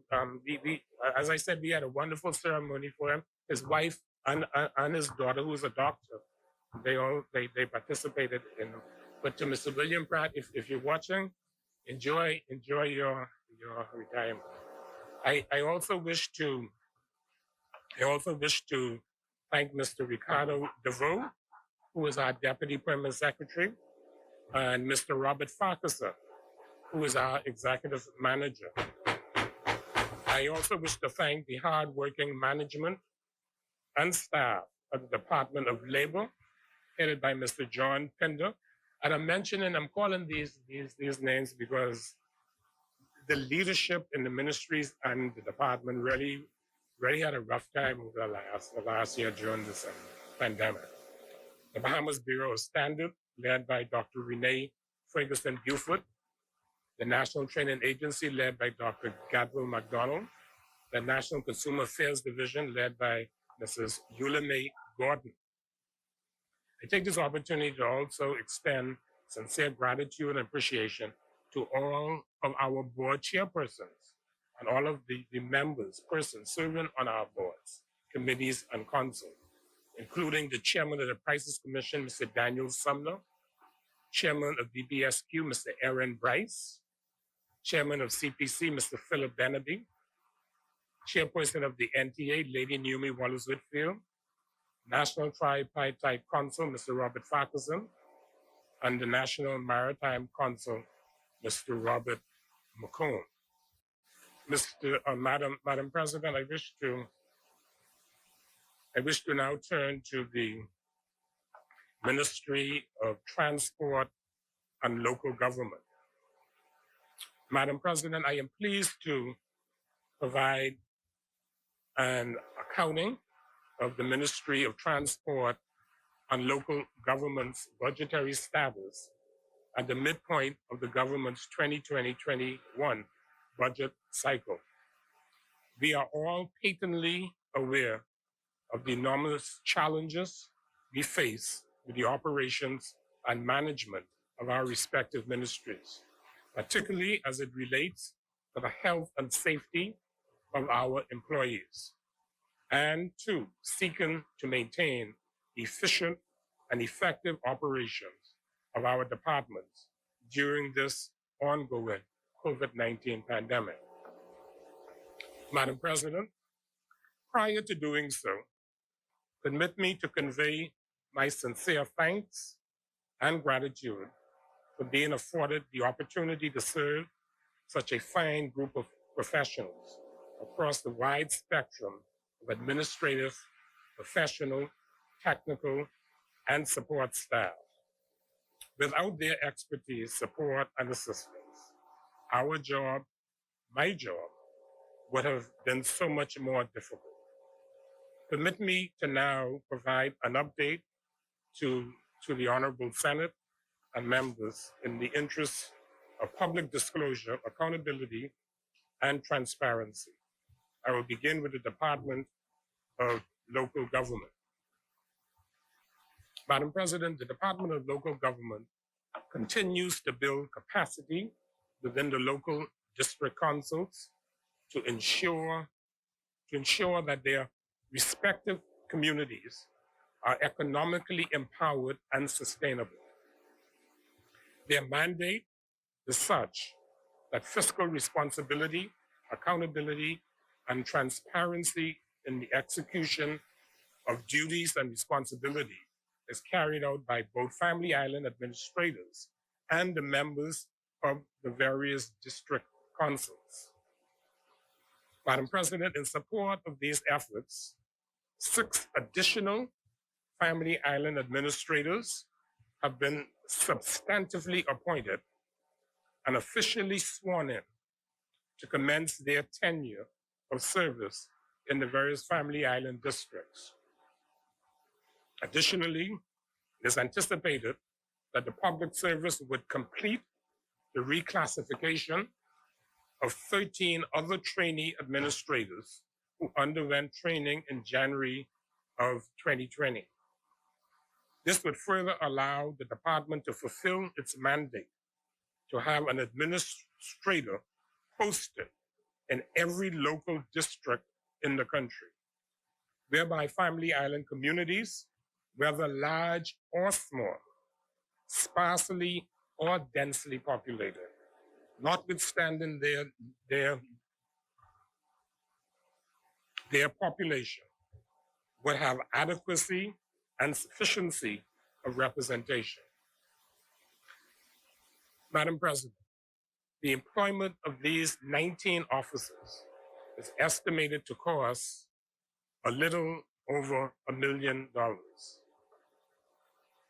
Madam President, the year 2020 has proven to be a year like none ever seen before.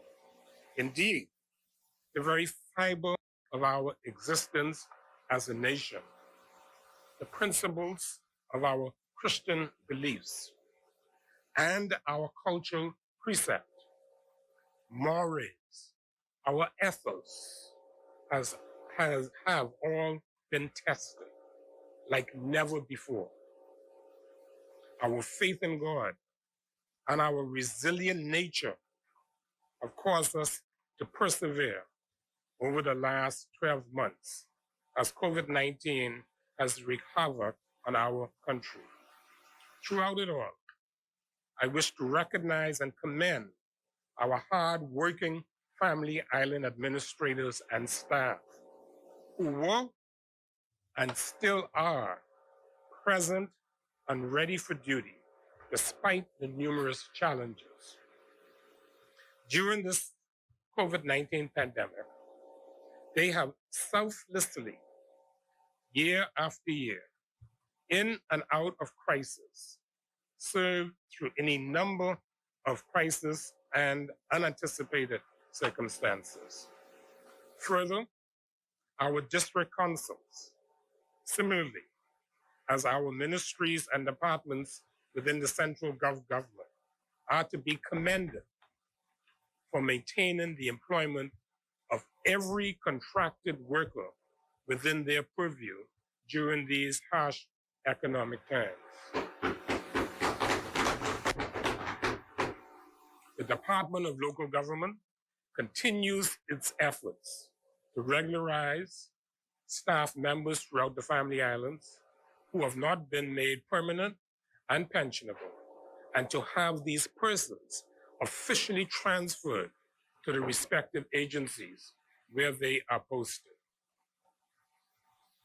I would be remiss at this juncture not to mention the matter of local government elections, since we are well aware that those elections are held every 3 years, and the Family Island communities are anxious and anticipating their occurrence.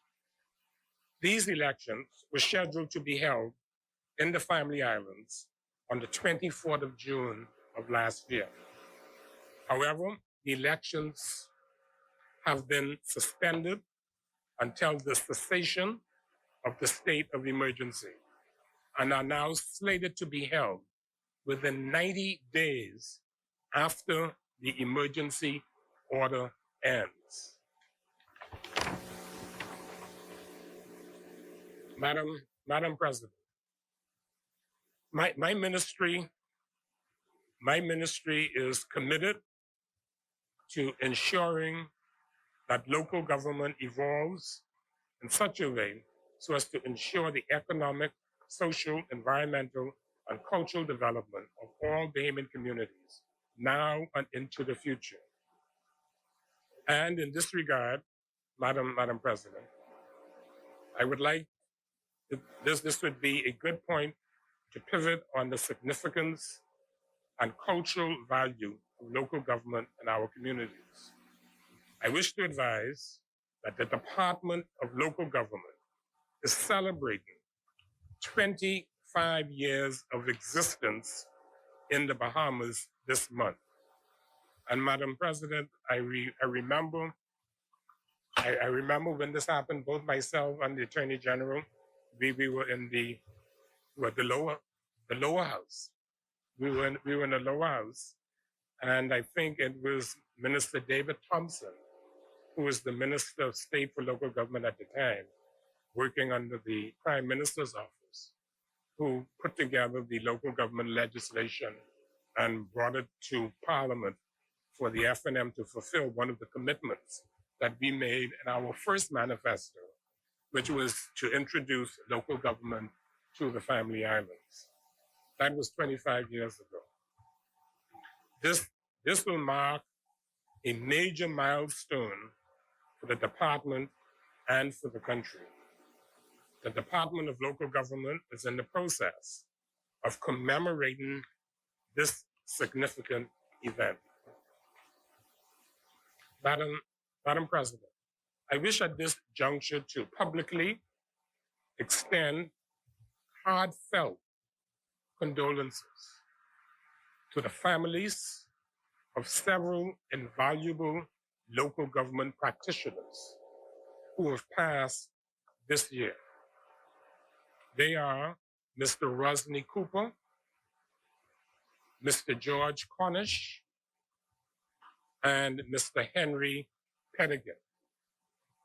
Each of these stalwart gentlemen have all given long and distinguished service, not just in the area of local government, but also to the country at large. May their souls rest in peace. Madam President, I now turn to the activities of the Road Traffic Department. The Road Traffic Department continues to automate its services, as has been mentioned by the Minister of State for Finance, who gave an excellent point of order when the Senator Sweeting was speaking. But we continue to automate our services in order to be more transparent, efficient, and effective in the delivery of our mandate. In keeping with this objective, the department opened its new satellite station at Fort Charlotte on Wednesday, November the 4th of last year, with a modern, cutting-edge, state-of-the-art technology. The location is cashless and by appointment only. Since the opening of this satellite station, customers have lauded and praised the delivery of service at this station. And I will wish to encourage the motoring public to take full advantage of this easy and quick service that is offered by the Road Traffic Department. The wait time, the efficiency, and the service generally are second to none. I also wish to report that Long Island is now on the traffic management system, which is the automated system. This is the 6th Family Island to be equipped with modern technology. At present, there are 2 offices that are operational on Long Island, and they are located in the settlements of Deals and Hamilton. Madam President, we are on the path to phasing out the manual system and gradually phasing in the automated system. This is the department's objective throughout the islands of the Bahamas, and I dare say, one we intend to achieve in short order. The Bimini and Andrews offices of the Road Traffic Department would be operational, fully equipped with modern technology and available to service residents of both islands very, very soon. There would be a total of 4 offices on Andrews and 1 office on Bimini. Madam President, I am also pleased to announce that the renewal of driver's license service presently being offered online for Bahamians locally and abroad is working extremely well, as just mentioned by Senator Thompson.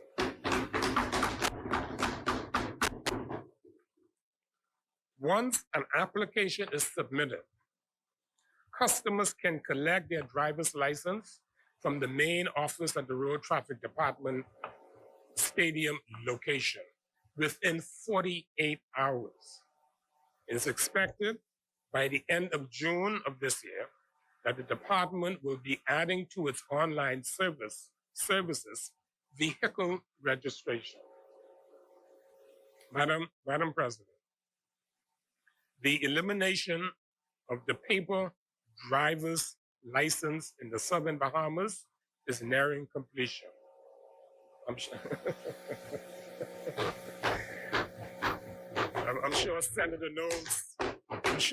Knowles welcomes that.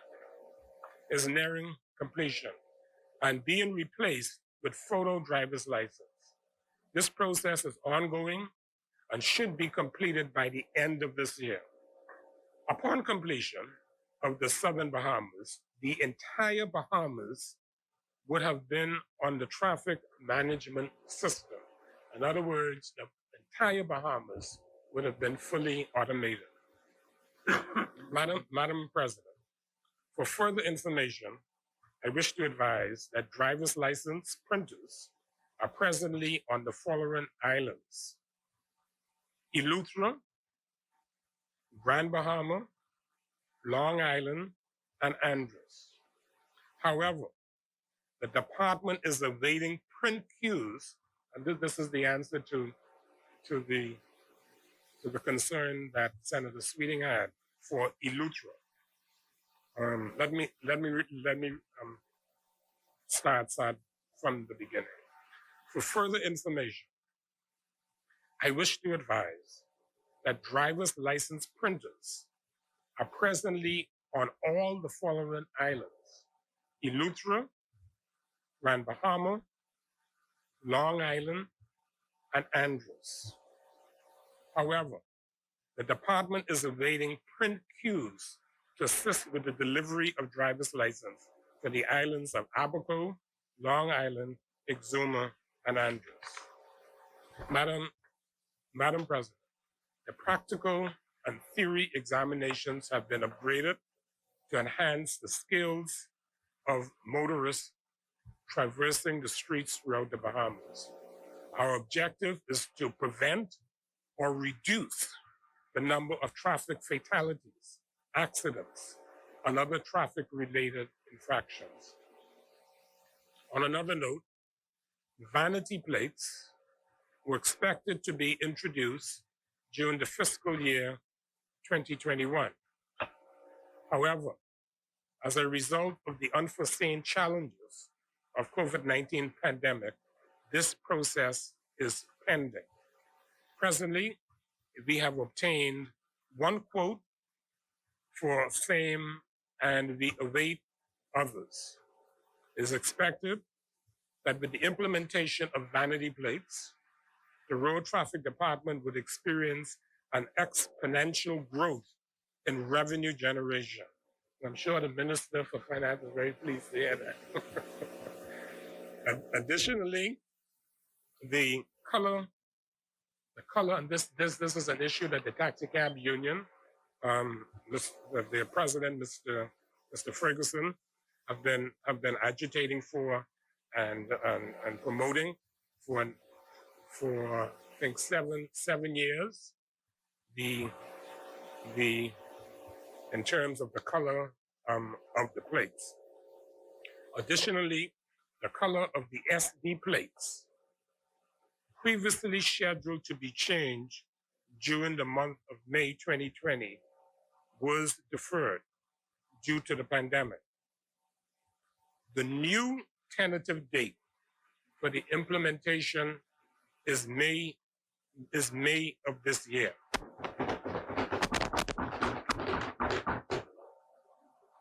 We are in the process of seeking assistance from the Ministry of Works plate production room to produce these plates, which will alleviate the cost to the government and citizens of the Bahamas. And the public would be aware that the issue involving the color of the SD plates and the taxi cab plates are the same. Both of them are a yellow color. And the taxi cab drivers have a lot of concern, a lot of legitimate concern about having the same color as a SD plate. So the Cabinet of the Bahamas has made a decision to revert to the previous color, which was changed, I think, 7 years ago. The color was white, and it was changed to yellow. Can I take So- me 1 second, please? Thank you. So we have concluded, the cabinet has given a directive to the road traffic department to revert all SD plates to the previous color, which is white with a turquoise lettering.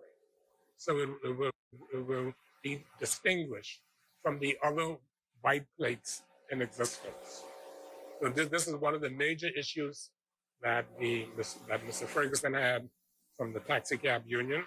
And as Minister of Labor, I'm very happy that we were able to get this issue resolved.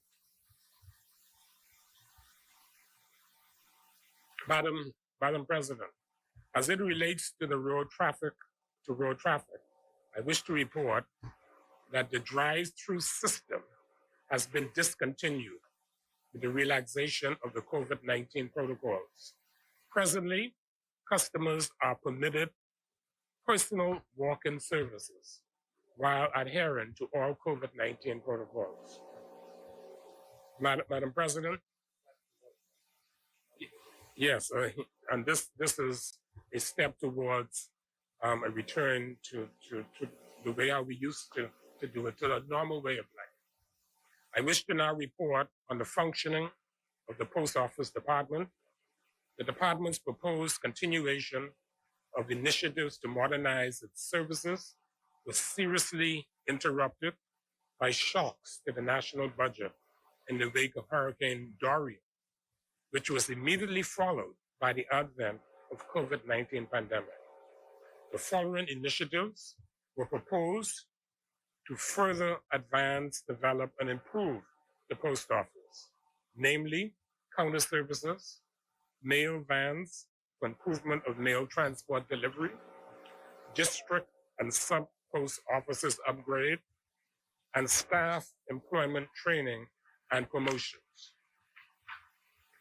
For the past several years, the post office has taken advantage of postal operations training conducted by the Postal Training Center in Bridgetown, Barbados.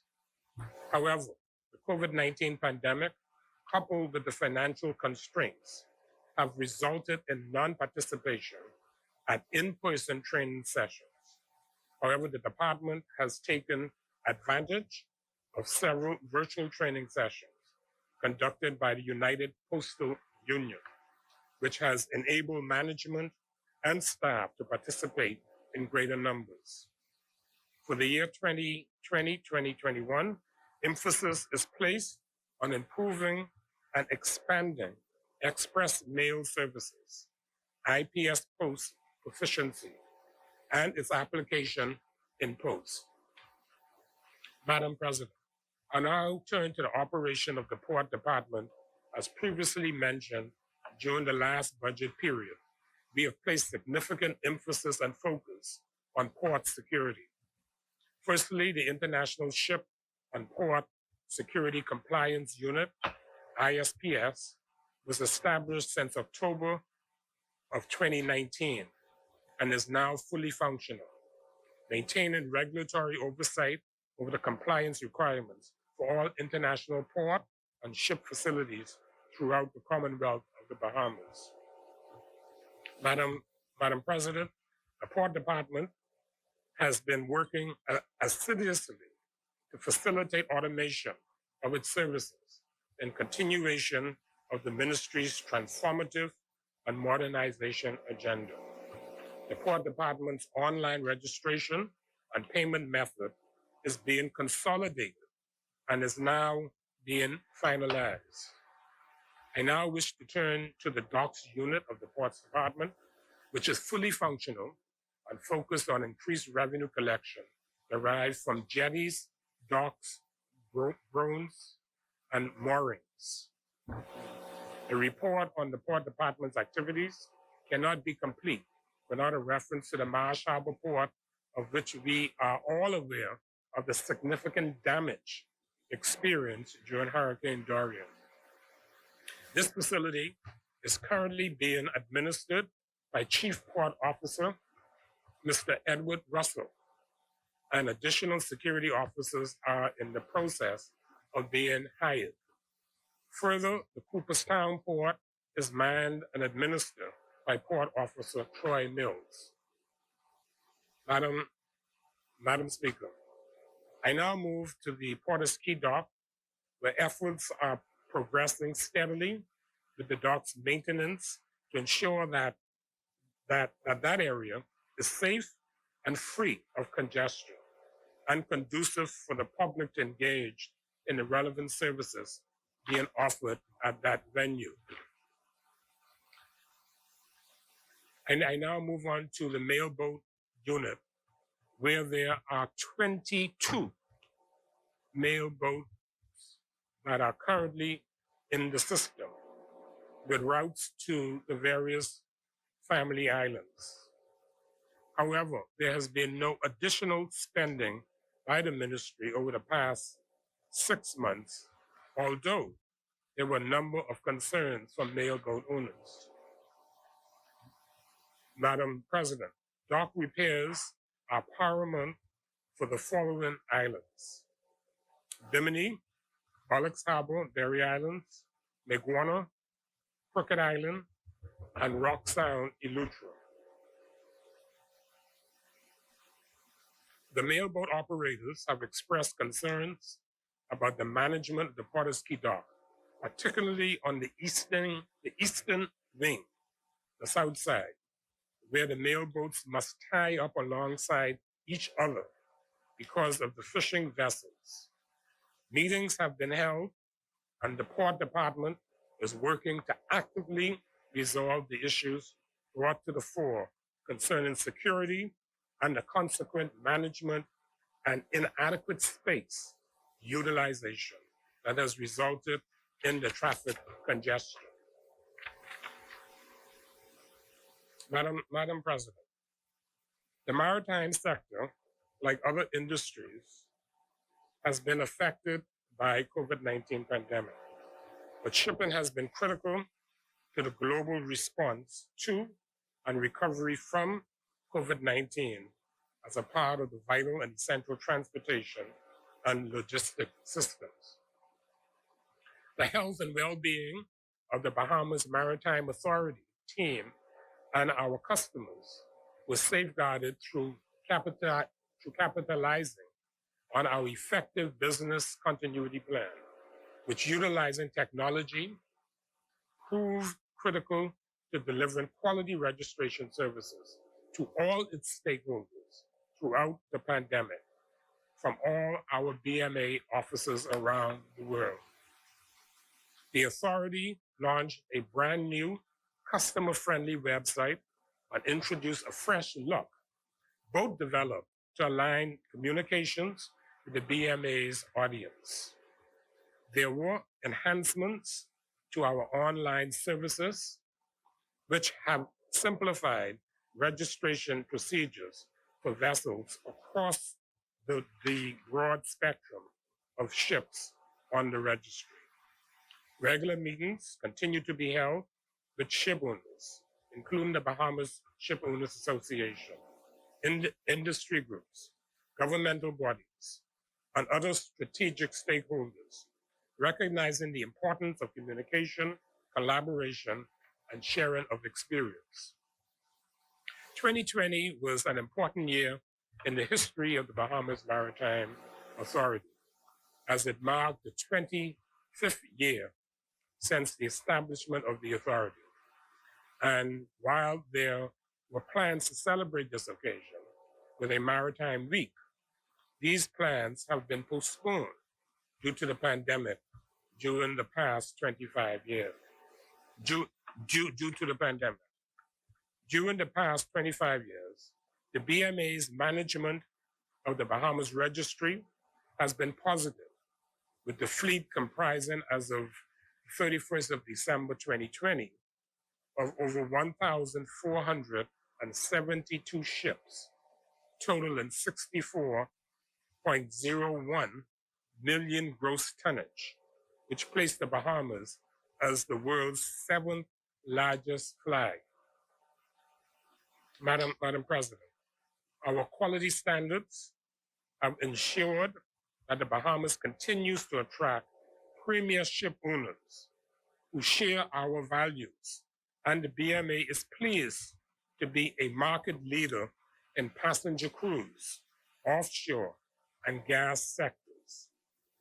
The success over this period has resulted in a total amount of $105.4 million being paid to the Bahamas Consolidated Fund since the BMA's inception, with $1.3 million being paid for the period ended the 31st of December 2020.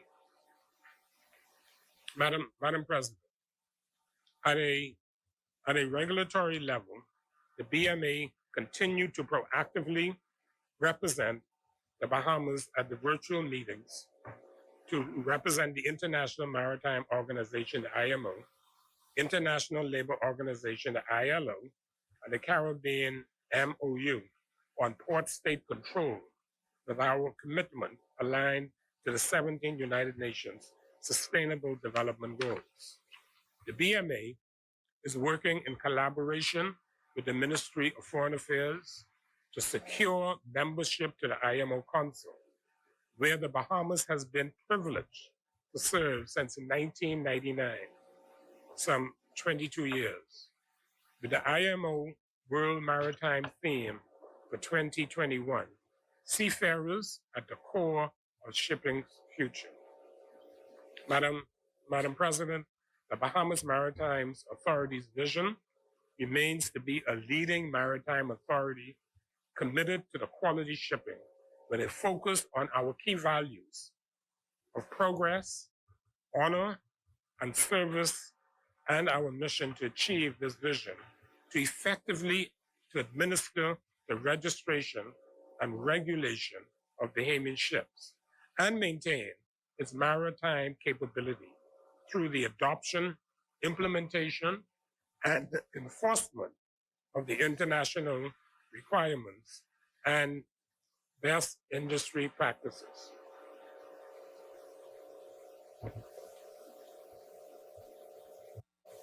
Madam President, the Aircraft Accident Investigation Authority was not directly impacted by COVID-19 pandemic.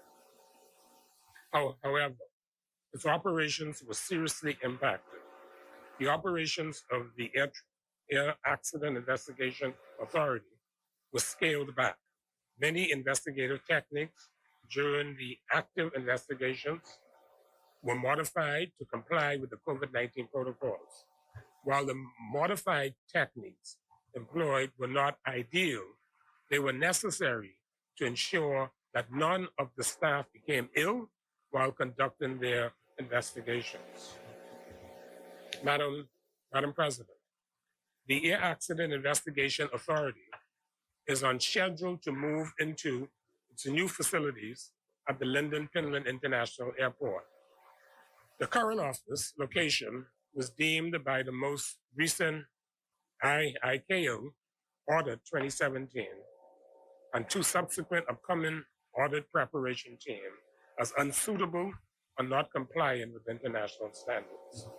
The authority has required a complement of qualified staff to meet international standards. I wish to reaffirm, Madam President, our commitment to the fiduciary responsibilities to the Bahamian people by our government, and in so doing, it is my hope, Madam President, that they will be the beneficiary of a modern, innovative, and transformative services in the transportation sector and those other agencies within our remit. The cutting-edge services which invariably will advance our welfare and the Bahamian people's welfare, as well as being in a tangible and holistic way. I thank you very much.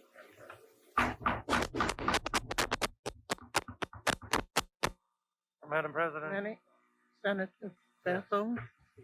Oh, okay. You want to table something? We have tabling of documents. We'd have to go back on the agenda. No, that was part of the presentation. So you're just handling them out. Oh, okay. All right. Yeah. Yeah. You could initial one there on the table. Yeah. Okay. You should have done it in your presentation. Senator Thompson. Thank you, Chair Madam Vice recognizes- President. Madam Vice President, I just beg leave to table documents that were part of my presentation, and I did refer to the report of Grand Bahama. So this is the 2020 year report. We do one every year. So I just wanted to table it. It just goes through all of the things that would have taken place in Grand Bahama, those things that I referred to, all of the infrastructure works, all the projects. So I just wish to table a To copy of table it now. now. Okay. I've signed an initial. Okay, the document be brought up. Yeah, before you do though, I was just curious that, we had two, Madam Vice President, the Minister of Labor just sat, but there are two major industrial disturbances. I didn't see him address those or tell us if he knows anything about what's happening with them. The minister's been here all day, so we would only get maybe whatever notices he gets. So I'm sure he'll be addressing them tomorrow. He may or may not be able to make it back here tomorrow. Yeah. Senator Bethel has the floor. Can we keep the murmur down, please? Senator Bethel has the floor. Thank you, Madam President. Madam President, we've made good progress today, and I must commend all of the senators who have spoken thus far on the quality of their presentations and on the seriousness with which they embrace the debate. And it has been a healthy debate. I now move that the Senate, and I'll give notice that the first speaker for the governing side tomorrow will be Senator the Honorable Renard Henfield. So he will lead off tomorrow's work. And so on that note, Madam President, it's not like in the other place, I suppose, where you rise and hold your spot and then whatever, you see. So the good senator will lead off tomorrow. And I now move that the Senate on its rising be adjourned to... Suspended. Oh, suspended. Yeah, it can't be adjourned. Yes, thank you. I move that the Senate on its rising be... that the business of the Senate be suspended until tomorrow morning, the 18th day of March at 10 a.m. in the forenoon. If I may obtain a second. Okay. Madam President, I rise to second. Okay, it's been moved and seconded that the business of the Senate suspends until 10 a.m. in tomorrow morning. All those in favor say aye. Aye. Those opposed, nay. The ayes have it. The business of the Senate is suspended till tomorrow. Thank you, Madam President.